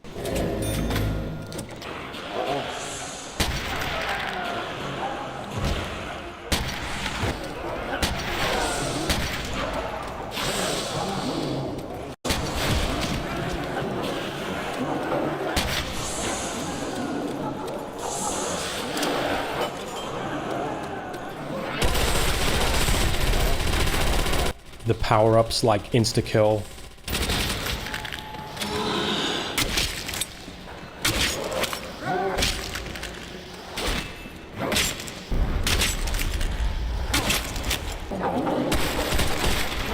and of course, the mystery box. There's no story, no real goal at all except survival for as long as possible. This one little game mode, almost an afterthought, went on to become legendary, spawning so many iterations and variations on the same core concept.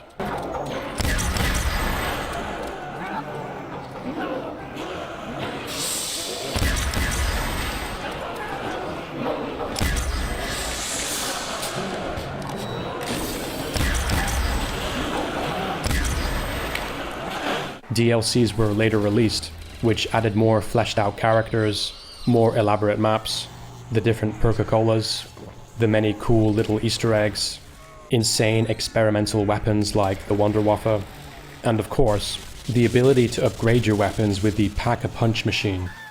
However, those didn't start getting released until 2009, so like the Ballad of Gay Tony and other add-ons, I don't want to cover it in too much detail. The point is, Nazi Zombies was born in 2008. Before revisiting it, I had almost forgotten how much this had exploded in popularity and just how addictive it was. Yes, COD was huge at the time, but this was initially such a small part of the game, and it just took off and became its own thing. Suddenly it felt like everyone was playing it, or had at least heard about it, and for good reason. It combined fast-paced shoot-'em-up fun with teamwork, actual strategic elements, with World War II, with zombies.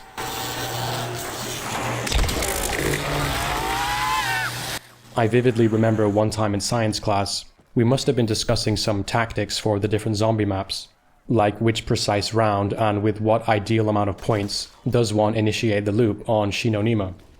And this one time our science teacher must have overheard us, and he just got fed up and said to the whole class, "Listen, I don't want to hear any more about this Nazi zombies." It was a pretty funny moment, because the phenomenon that was Nazi zombies was so uncontainable at the time that it even reached our science teacher, and he was bloody sick of it too. It was probably the equivalent of how stuff like Roblox or Free Fire are always brought up by kids now. As I'm finishing this chapter, I realize I didn't really discuss the competitive multiplayer, which was also very good, at least after its initial patches and fixes.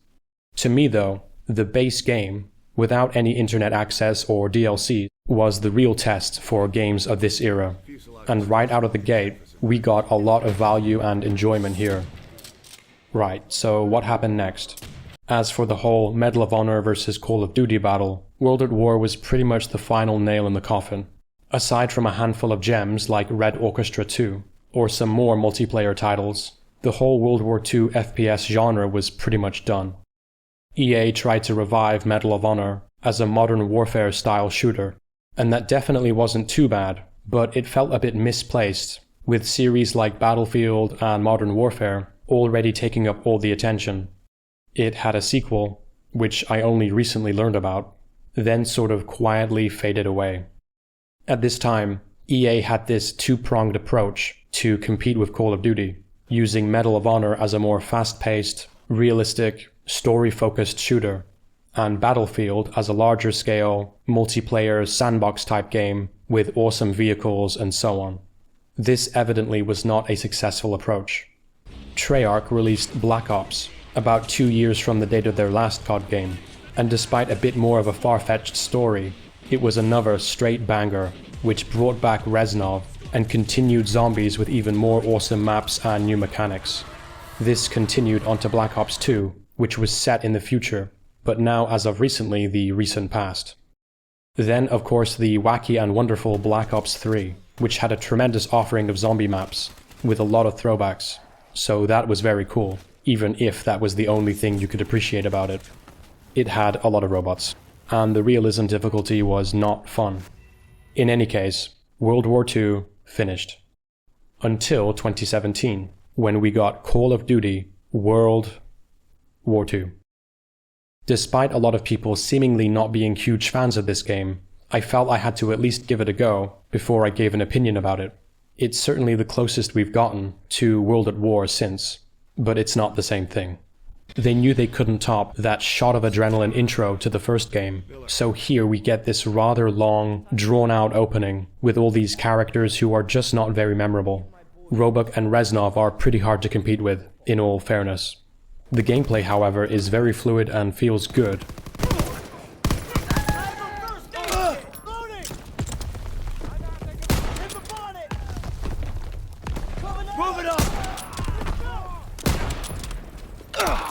The graphics are pretty stunning too. Got to that flak gun sooner. Can't blame yourself. Need reinforcements! Or pinned down! Floor it! Which way? Ah, straight! I do quite enjoy the sounds. Many, many sounds.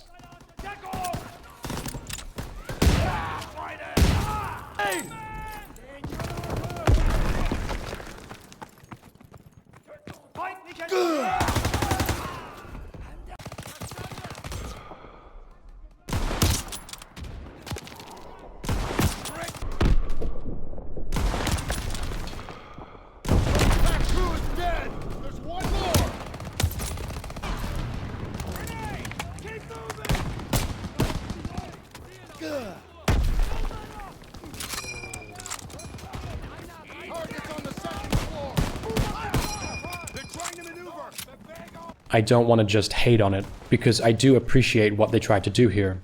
It's good. Just good. I like these new quick-time events that spice up the combat a bit. They've even gone for a similar kind of boat-to-beach landing mission, which again is something, but it just cannot touch the sudden, bloody, visceral trauma of the old game. From what I played of the campaign, which wasn't that much, it's something I'd like to play in the future, sure, but it wasn't gripping me all that much. And then, not expecting too much, I tried out the zombies mode. And to my shock, I really quite like this one. Yes, it lacks the simplicity of the OG mode. There's almost an overwhelming amount of options, which I just sort of ignored. But it kind of combines a lot of the cool aspects of the newer, larger maps with the overall distinctly spooky vibe of the original.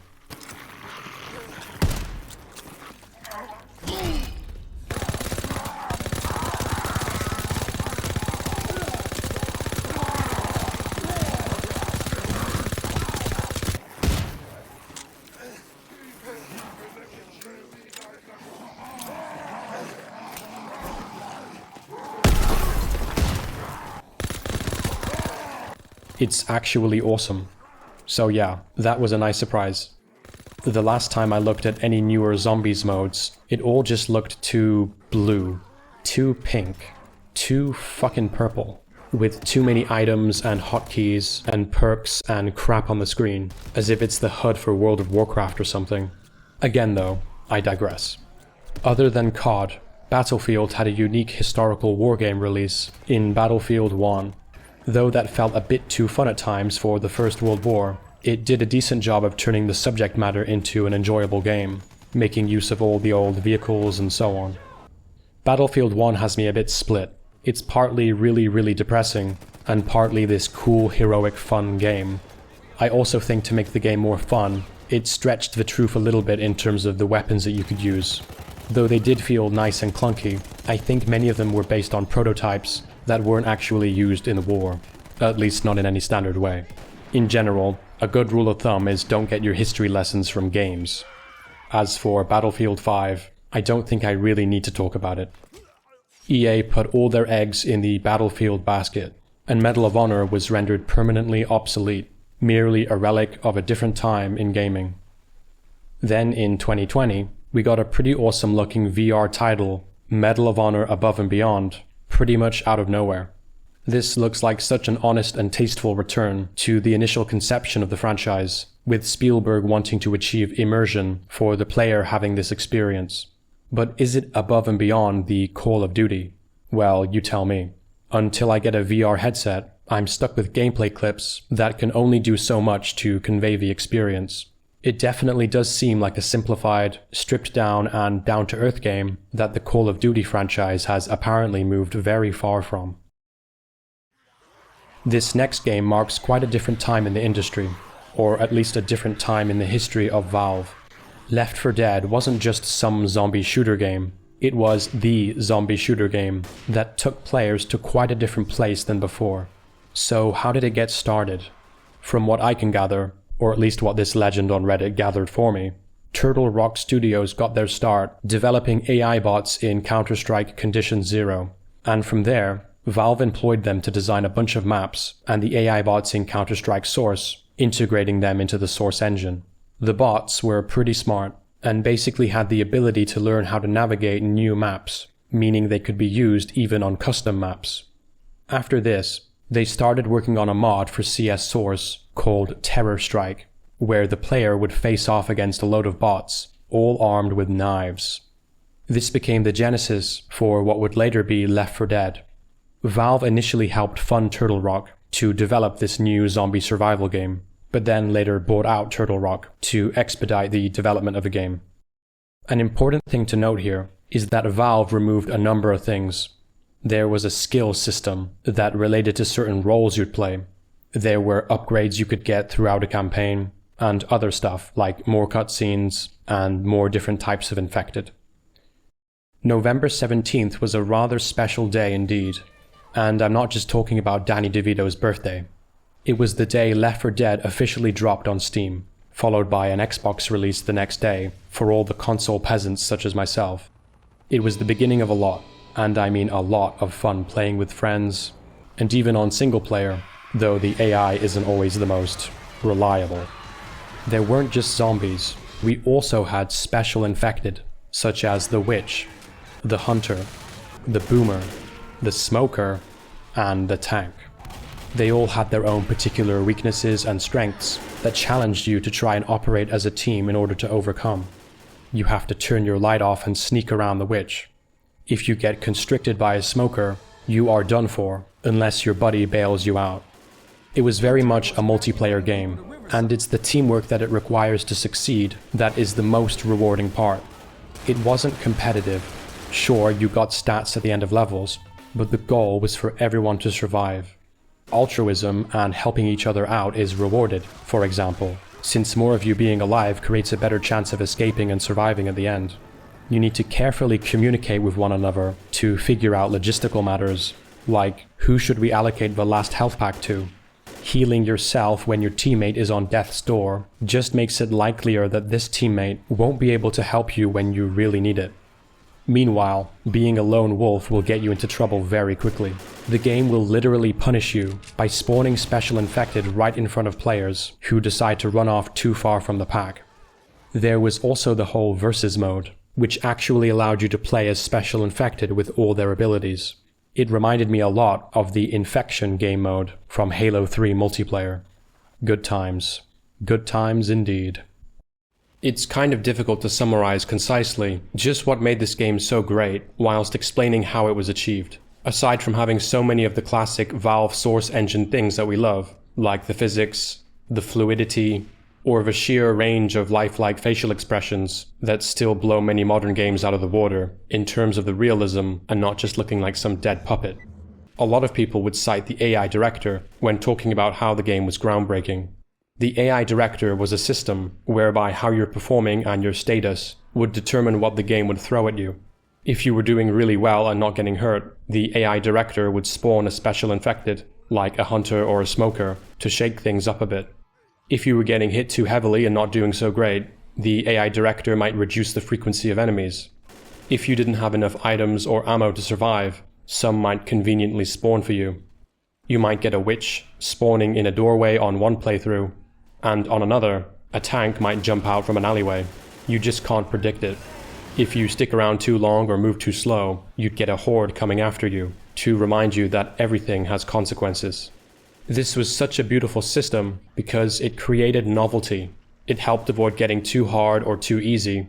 It kept you alert and cautious at all times. Another hugely memorable part of the game for me is the whole audio design. It's a really crucial part of making it through the levels, as each special infected has its own specific sounds and audible cues, allowing you to anticipate how you're going to deal with the next threat just a little bit before it arrives. I hear a hunter.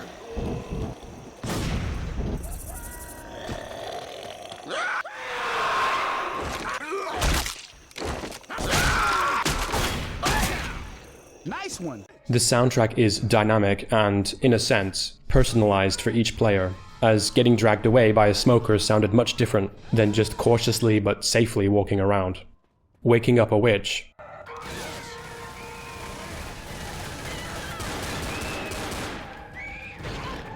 and having a tank spawn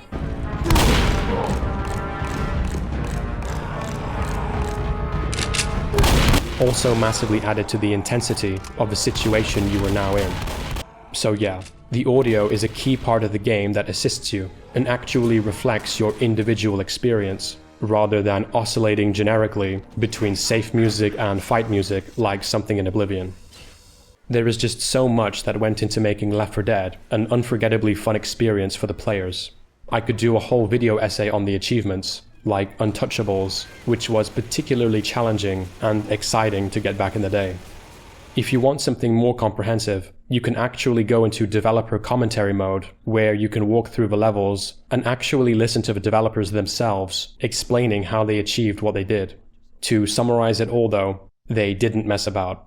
Car alarms are an example of what we call panic events, brief, intense, and maybe avoidable moments. In the classic post-apocalyptic movie, car alarms go off, but there's nobody around to respond. Each line can potentially trigger an automatic response from another character, allowing rich conversations to be dynamically generated. They tie into gameplay. For example, because a player's flashlight is attached to his or her weapon, the light becomes pointed off to the side when reloading or performing a shove. We had a professional stuntman on a motion capture stage perform about 100 different dying animations from different kinds of weapons and hit from different directions, like from the front or behind. We then combine these mocap animations with the physics-driven ragdolls. We keep it changing so it won't become tedious. To this end, we created a music director that runs alongside the AI director, tracking the player's experience rather than their emotional state. Saturation threshold, below which everything falls off towards gray, while critical items like health packs and blood stay bright and eye-catching. We also vary color correction by area. For instance, safe rooms have a warm color quality, evoking safety. The talent was guided through a matrix of facial expressions, creating a complete catalog of movements and expressions for each character's face. When we started to unify the art and lighting design, one of the decisions was to eliminate a lot of lights. This gave us an opportunity to come up with other ways of bringing light into scenes. Boomer broke the rule of shoot everything that moves. The tank changed the team's tactics to require immediate and direct cooperation against a single major threat. If everyone stays calm and engages the tank, they should be okay. And sometimes the hunter attack would push you out of the window. It became scary to get by those windows, and once we realized how much fun it was to get near the risky area, we decided to open up this level as much as possible. So all the walls around the extensive level were just removed entirely. The crescendo event centered on this elevator has a very simple mechanic: survive until the elevator arrives. In order to distinguish it from other crescendo events, we added breakable walls that allowed the Horde to smash through, surprising the survivors and providing access for them to attack from all directions. They went in any direction that was more fun, and got rid of anything that didn't seem to be working. They had an experimental psychologist use data from biometric experiments to improve it. They tested, they experimented, and all of this was the final result. A game that even now feels fresh, and manages to suck you in again.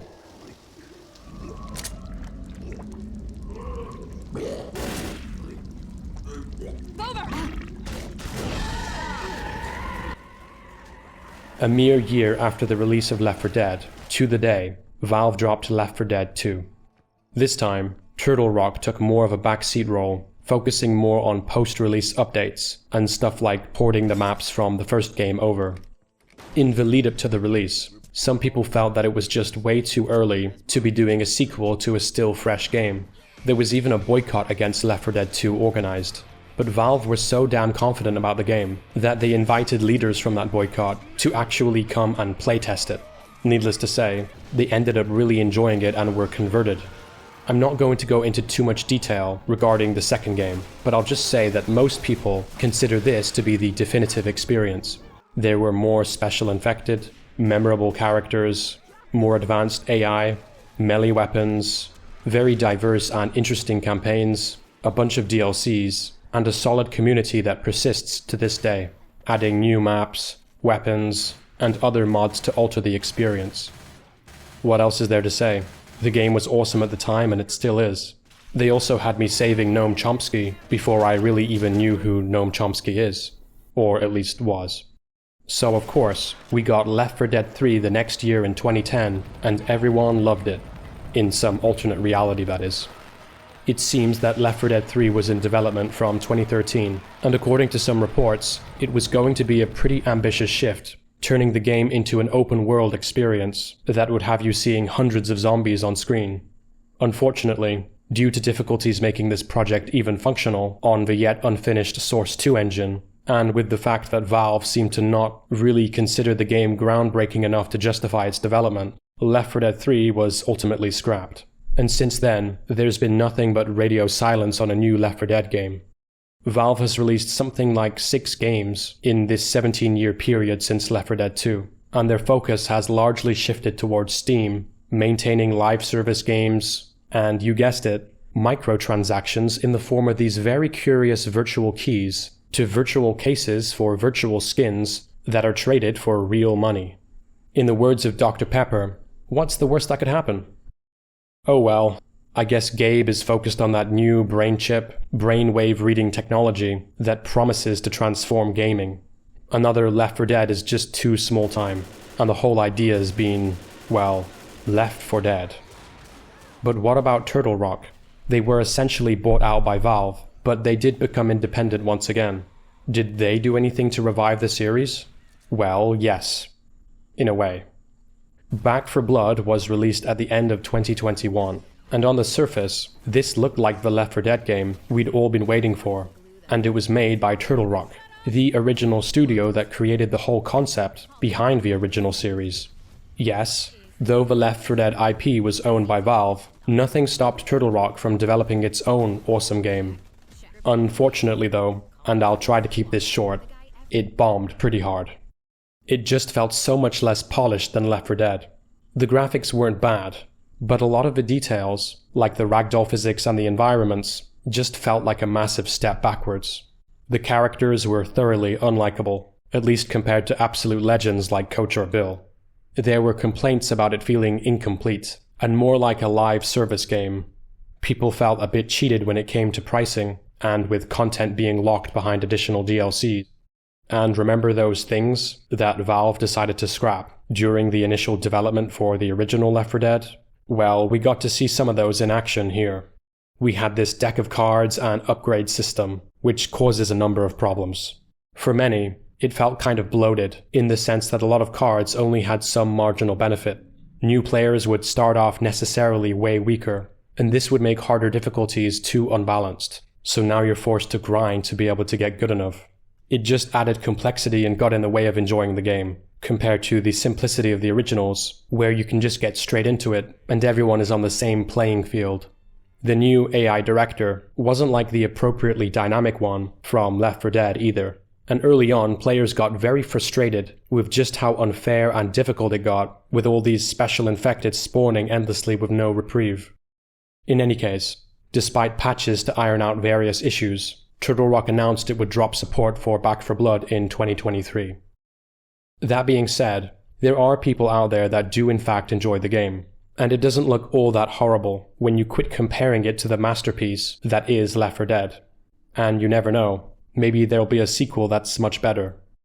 Meanwhile, other games like the Anacrusis have followed in the footsteps of Left 4 Dead, albeit in a completely different setting. Personally, though I haven't tried the recent Codename Cure 2 demo yet, I'd say this is the closest we're going to get anytime soon to that old experience. Again, I'm in the process of editing this video now, but I want to quickly add that Dying Light is something akin to what Left 4 Dead 3 might have been, in terms of it being an open world and having loads of zombies on screen. And some other games like Dead Island also kind of scratched a Left 4 Dead type itch. Not that these games are massively comparable. Alright, let's see if we can summarize all the previous chapters about the games. Hold my controller. In April, we got the revolutionary GTA 4 that catapulted the series to new heights of immersion and realism, surpassing practically every other open-world game at the time, and still leaving a lot to live up to even now. We got to see the Rage engine in action for the first time, which allowed us to witness phenomenally realistic interactions with Euphoria ragdoll physics. We also got unforgiving, weighty driving combined with never-before-seen dynamic vehicle deformation that made crashing feel so much more catastrophic. The weather, the NPC behavior, and the level of detail in pretty much everything remains incredible to witness to this day. Liberty City was transformed from the crude, synthetic-feeling place of GTA 3 to an environment that is almost like the real thing, almost reproducing a virtual version of New York City that actually feels alive. The story was dark, very dark, but it allowed us to make a lot of different meaningful choices, and thus we could actually influence it, at least to some degree. Outside of the story, the side missions, strangers, friend activities, and just all the other stuff to see on the in-game internet and elsewhere, all of it only added to an already substantive and heavy gameplay/simulation experience. Both the original soundtrack and the radio were legendary too. It doesn't get much better than GTA 4 in my opinion. At the end of September, some stuff happened. But before that, we got Star Wars The Force Unleashed. For the first time, it felt like we really had the true power of the Force. Euphoria was used again, but this time alongside digital molecular matter. The combination of these two physics engines led to so much novelty and realism being possible, making all the special powers we had feel that much more impactful.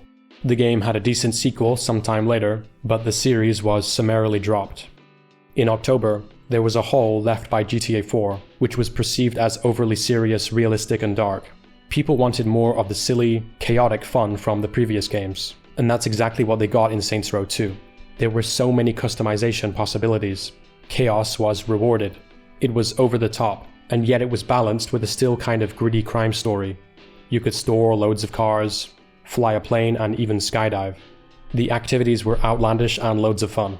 You could make your own radio station, and the soundtrack captured the culture quite nicely, with the inclusion of well-known pop-punk bands at the time. There was a brilliant little zombie survival mode that predated Nazi zombies, Left 4 Dead, Undead Nightmare, and the quite similar zombie survival in GTA Online, which came out many years later. And I just want to add that yes, I understand that in GTA 4 there was going to be a zombie mode. Many of the fun and unique things we saw in Saints Row 2 would later be incorporated in similar ways in later games like GTA 5, which kind of made the series obsolete. Volition then turned Saints Row into a bit of a parody of itself. They produced two games that didn't bear any resemblance to the prior games in the series whatsoever. People were disappointed, Volition disbanded. Also in October, Dead Space arrived and brought survival action horror to the next gen of gaming. It was eerie, atmospheric, and contained a lot of unique looking creatures for us to carefully dismember before they got too close. It was reminiscent of Resident Evil 4 in several aspects, as well as other movies and games that dealt with similar environments. but despite that, it stands out as its own creepy and enjoyable experience. Dead Space 2 came out 3 years after, and only elevated all the same cool things from the first game to even greater heights. It was very well regarded by fans of the series, and the sales reflected that. Fast forward to 2013, and Dead Space 3 effectively killed the series. It didn't do so well, and people find it divisive as it was seemingly pushing Dead Space into a direction that nobody was really thrilled about. Microtransactions affected the game in a more substantial way. Co-op became more important, and it was now more action than horror. The studio that made Dead Space soon faded away. Then a full reboot of the first game came out a decade later in 2023, which rebuilt everything in a careful way, breathing some new life into the series and going back to its awesome roots. Sometime after, we got the highly anticipated and much hyped Fable 2. And although it didn't quite meet the expectations of some of those, who were totally convinced by Peter Molyneux, it was still a very good and faithful sequel to the first one. We got many of the same quirky little things that made the first game unique. Albion still felt quite the same, aside from being about 500 years into the future, and therefore having this fresh new art style that brought a very distinct look to everything, and also guns and pirates. After a few unsuccessful Fable spin-offs and a Connect game born out of a disappointing fate of Milo, Molyneux left Lionhead Studios, and then they did what any intelligent studio would do without a clear creative direction, and they released a remake to Fable 1, which, despite the slightly off art style, was cool because it was more Fable. After this, Microsoft sort of pushed them to bring out a multiplayer Fable, presumably trying to squeeze some value out of this dying series, and this led to a lot of money being wasted on a project that frankly very few people cared about and that never even got completed, as Lionhead were soon closed after the game's cancellation. Fast forward to today, we have another studio bringing out another Fable. I'm too pessimistic to actually look forward to this too much, but let's at least hope everyone's learned from the Saints Row debacle. Before October ended, we got Fallout 3, which, in a mostly loyal way, took so many of the distinct and memorable aspects of the previous Fallout games and pretty much placed them in a 3D environment. Previously, they were these classic, pseudo-isometric PC titles, but when Bethesda, of Morrowind and Oblivion fame, bought the IP, they had different plans. The character customization, the wide array of choices, the art style, and even VATS, a system that was difficult to imagine in a first-person game, were all brought back. There were, however, lore inconsistencies, and a bunch of older fans of the series weren't super thrilled about the radical shift in gameplay styles. But despite that, the game did very well, and it brought the series to a different dimension in terms of mainstream appeal. Here we had very similar gameplay to Oblivion, but in the Fallout universe. For someone like me, this is a match made in heaven, though I recognize it wasn't for everyone. The story, the voice acting, the characters, it was all phenomenal. Some cool add-ons were later released, and then New Vegas would drop a couple years later, made by a separate studio using the Fallout 3 engine, and this was even more faithful to the original games, both in terms of lore, but also nice little details that I really appreciated, like some of the soundtrack. Fast forward to 2015, Fallout 4 came and they kept many of the things that made Fallout good. They improved the combat and added a lot of new stuff to the series, but not all totally great.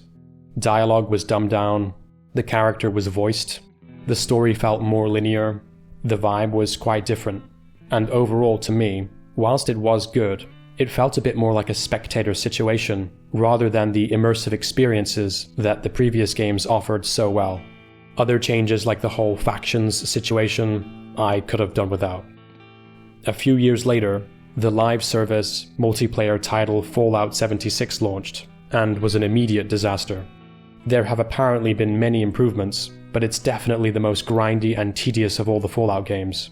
There's also the yearly subscriptions and microtransactions to make your experience more bearable, so at the risk of sounding unfair, it's not something I'm remotely interested in. Fast forward to the present day, and we've got a legendary Fallout 4 mod called Fallout London that has nothing to do with Bethesda, and there are no signs of console players ever getting to experience it, unless you consider the Steam Deck, or maybe soon the Steam Machine. More recently they brought out a Fallout 4 Anniversary Edition, which also bombed at launch and just felt like a cash grab. Fallout 5 is pretty much a daydream at this point, but at least fans are holding it down and working on insanely cool-looking projects such as Fallout Bakersfield. The following month of November also turned out to be pretty great, as we got another Call of Duty title following from the success of the previous year's Modern Warfare.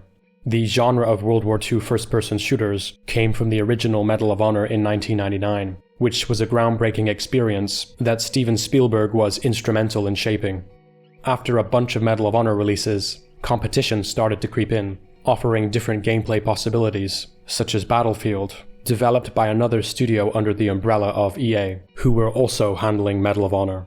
Call of Duty came out in 2003, bringing a lot of new things to the table, and quickly dethroning the older and more established series.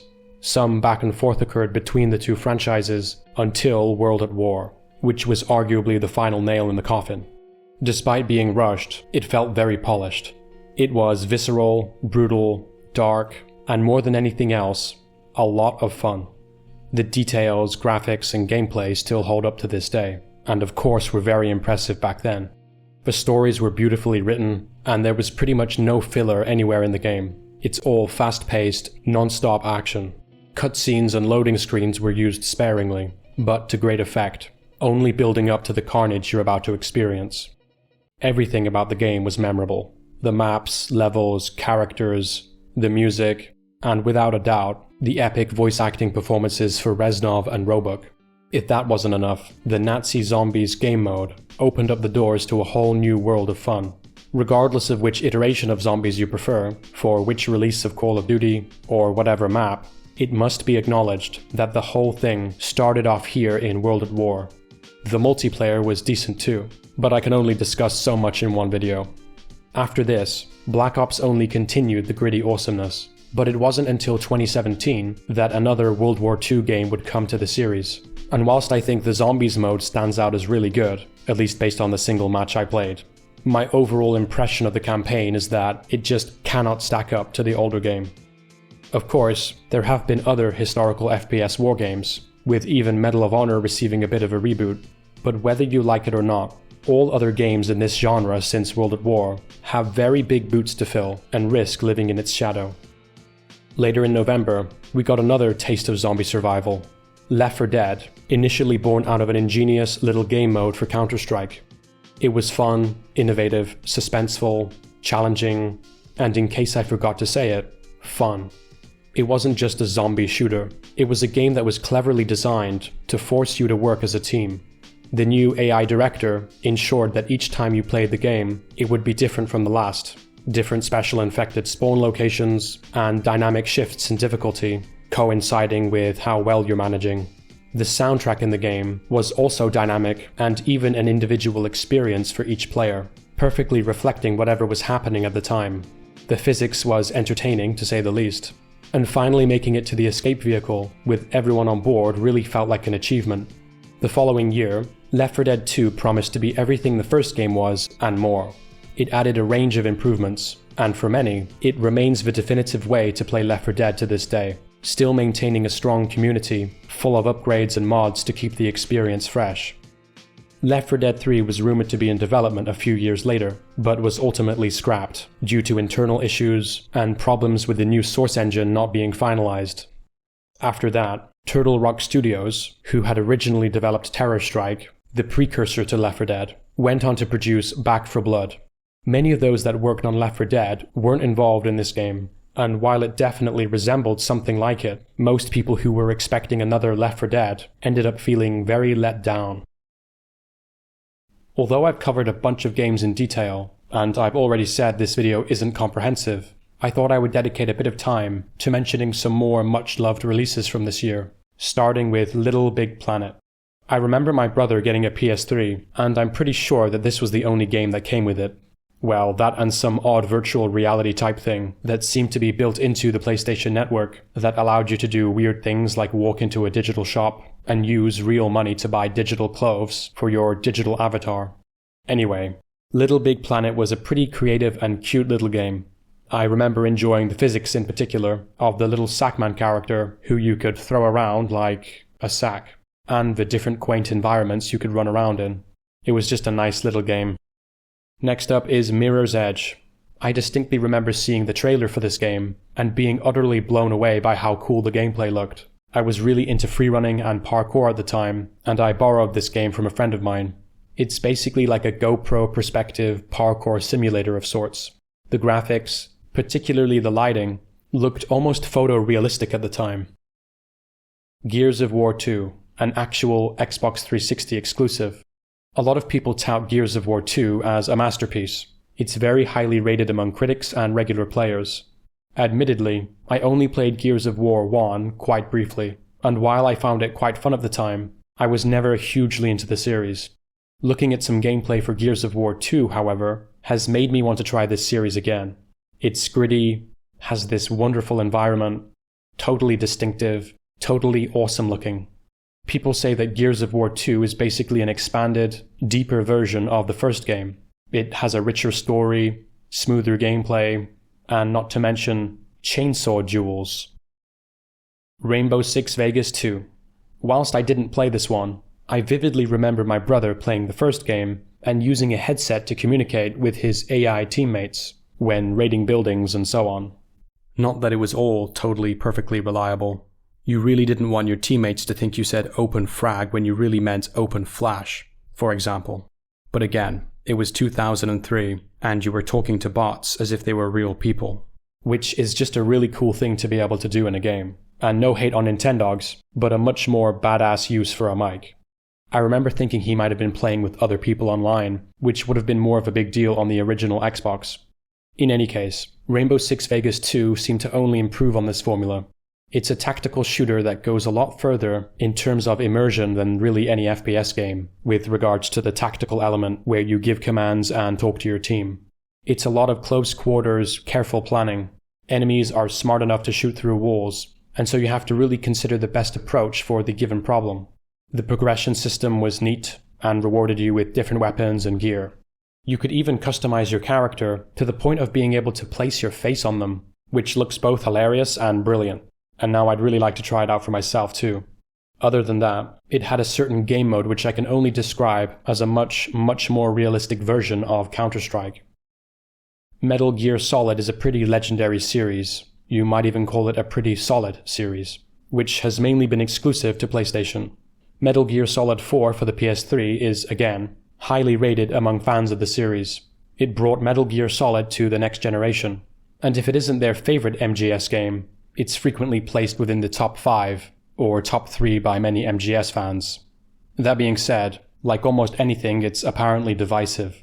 It's got some really long cutscenes and is a bit jarring in terms of pace, but generally it was very well received.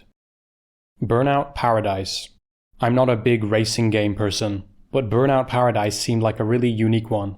I was surprised to learn it had an actual open world, rather than your typical game that just has a bunch of racetracks. I've just been reading an article by John Paul Jones at greenmangaming.com, and he makes the case for it actually being the best racing game ever. He compares it to Tony Hawk's Pro Skater, praises the way it looks and feels, and so on. Something I wasn't aware of either was the fact that EA Sports had a subsidiary named EA Big, which basically put out more experimental spins on popular games, with Burnout Paradise being one of them. One example from EA Big that I do remember playing was Def Jam, which was basically a fighting wrestling game, but it included loads of rappers. In Def Jam Fight for New York, Snoop Dogg was actually the final boss, which is pretty fucking trippy. The premise is quite ridiculous, but it was fun and different. The article goes on to argue that Burnout Paradise was the last gasp of EA Big, and it does seem that after 2008, they haven't put out anything new. EA Sports then went all in on the realism. Battlefield Bad Company. Bad Company 1 was a nice breath of fresh air, as far as FPS war-type games went. It broke the mold somewhat as a Battlefield game by featuring the first big cinematic-style story, which was pretty damn funny too. The most impressive and noteworthy thing to mention about this game was the new level of environmental destruction made possible by the Frostbite engine, developed by EA DICE and used here for the first time. Almost everything could be destroyed, which was really impressive and cool. Another big thing was the audio, which I always felt was just another strong suit of the Battlefield series. It's so much more immersive and lifelike. The deafening explosions, the bullets whizzing past you. It just feels intense, especially if you had a Turtle Beach headset back in the day. Bad Company preceded the also excellent Bad Company 2, which was the one I really enjoyed playing back then. Devil May Cry 4. It's been a long time since I saw anything about Devil May Cry, which is a game I distinctly remember for the PS2 thanks again to my brother. The fourth installment was released in 2008. After looking this up, it seems that fans of the series really liked it, particularly for the combat. It introduced some new cool mechanics, like the Devilbringer, which is a kind of glove/arm weapon that allows you to pull enemies to you and initiate combos on them. People have noted that it's a pretty challenging game, and the boss AI is very good at reacting to you in a way which doesn't make it super easy. You can switch combat styles on demand, which gives you a lot more freedom of choice. It's smooth, visually very stylish, and the graphics were impressive thanks to Capcom's new MT framework engine. However, there was this whole backtracking issue, where later in the game you sort of go through the same levels again, which people found tedious and it made the game feel a bit rushed. Portal Still Alive. I really wanted to make a more in-depth chapter on this one, as I really think it's special and incredibly fun, maybe in a different way than most of the games here. However, I only just realized that Portal was originally released in 2007, and Portal Still Alive, with some extra levels, was the standalone release in 2008. I had typed a lot about Valve and how they used to be, some of which I ended up throwing in the Left 4 Dead chapter anyway, but since there was a release in 2008, I'll just say this. It's a highly gripping and humorous puzzle game that I recommend everyone try out at some point. Again, there was a different kind of ethos from Valve back then. A group of students created Narbacular Drop, a 2005 freeware game, and Valve saw the potential in the portal firing mechanic, so they took the students under their wing, and this led to Portal, a very unique game. Its inspiration can be seen in a few other quite enjoyable problem-solving games that I've tried, like Superliminal. Speaking of unique, Braid. Here's another game I never played, but you must admit it has a unique look to it. Braid is a puzzle platformer. At first it kind of resembles Mario, but to quote GOG.com, it's drawn in a painterly style where you can manipulate the flow of time in strange and unusual ways. From what I can gather, each level forces you to use some kind of new ability to solve the puzzles, such as creating parallel universes or rewinding time.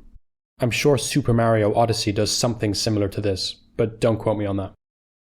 Once again, I'm editing this video, and I suddenly remembered another early Xbox 360 game that I really enjoyed, though I don't think I got past this exact rooftop mission at the time. I typed in the game's name along with 2008, on the off chance that it also came out that year. And yes, the very visually memorable Prince of Persia reboot, with all its swinging and leaping and wall running, also came out in 2008. This is just a testament to how prolific this year truly was. Persona 4. This is a game I just discovered like 5 minutes ago, and I thought I'd mention it. It struck me as quite a distinctive looking game, with that whole 3D anime type art style. It was also, interestingly, released on the PS2, which at this time was surely coming to the end of its life cycle. The soundtrack seemed quite good, and it reminds me a bit of Final Fantasy, but in the context of a high school murder mystery. Nintendo Wii releases. As mentioned at the start of the video, the Wii was extremely popular during this period, with many of the popular games like Wii Fit and Wii Sports being released in 2006 or 2007. But it's Super Smash Bros. Brawl and Mario Kart Wii that I kind of want to lump in together as notable 2008 releases. They were both really fun games that everybody could enjoy, unlike a great deal of the games I've mentioned in this video. First, Super Smash Bros. Brawl featured a pretty awesome and new lineup of playable characters, including not exactly Nintendo characters like Sonic. It was also the first game in the series, as far as I remember, to feature what felt like more of a proper story/campaign in the Subspace Emissary story mode, which even had cutscenes, rather than a load of levels where you're just fighting other crossover characters with zero context like the older games. Mario Kart Wii similarly felt like an upgrade on the old Mario Kart formula. It didn't just feature new characters, the ability to play as your Mii character, and new memorable tracks, but we also got actual bikes and the ability to do tricks. Finally, both of these new titles could be played competitively online with other players, with Mario Kart having up to 12-player races. Now that we've gone over the games, I need to get some things off my chest regarding the current state of console gaming. I first need to make it clear that yes, in the following years, handheld devices have transformed the gaming landscape in a much bigger way than previously possible. I'm not just talking about 3DS homebrewing getting to the point where I can play Fallout 1 on my original 3DS, or the fact that mobile gaming is now such that my very entry-level Samsung dumb phone doubles up as a GTA 3D era game device, albeit with some slightly awkward controls. Aside from that, the Switch, the Steam Deck, and pretty much everything else on the market that resembles those devices have had a massive impact and have definitely cut into the traditional home console revenue. The current hardware makes them capable of so much, and they can even be docked and played on a TV. This makes something like the Series X even more of a hard sell. With the dwindling exclusives and lack of direction, this is a situation where the Steam machine truly poses an imminent existential crisis for the Xbox. It's tricky to pinpoint exactly when such a decline began, but a good starting point would be the Xbox One's 2013 launch. They kinda let the cat out of the bag, to use an expression I don't fully understand. What I mean to say is that they sort of revealed their long-term agenda a little bit too early. Always have to be online, connect always connected, no used games or physical ownership, all entertainment combined into one neat little corporate package. But again, going back to the games themselves, 2008 is representative of a time when it felt like studios wanted to push the boundaries of what was possible and take more chances. Not to say that there aren't any games that are trying anything new or being innovative now, as there certainly are, but I just don't see the same kind of passion or chance-taking from the industry, particularly in the AAA category games anymore. I can't be bothered to actually run all the numbers, but I sense that critical and commercial success merged a lot more at that time. The games were better in general, and they seemingly did well financially.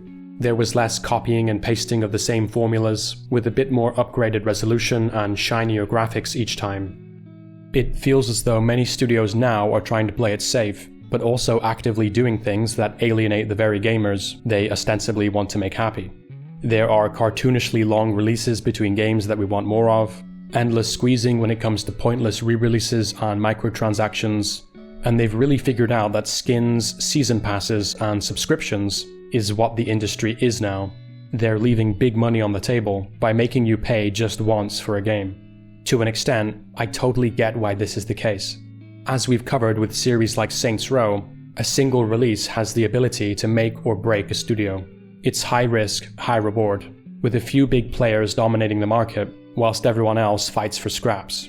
They are forced to make changes that might appeal to a broader range of people to increase their chances of actually being able to survive in the market.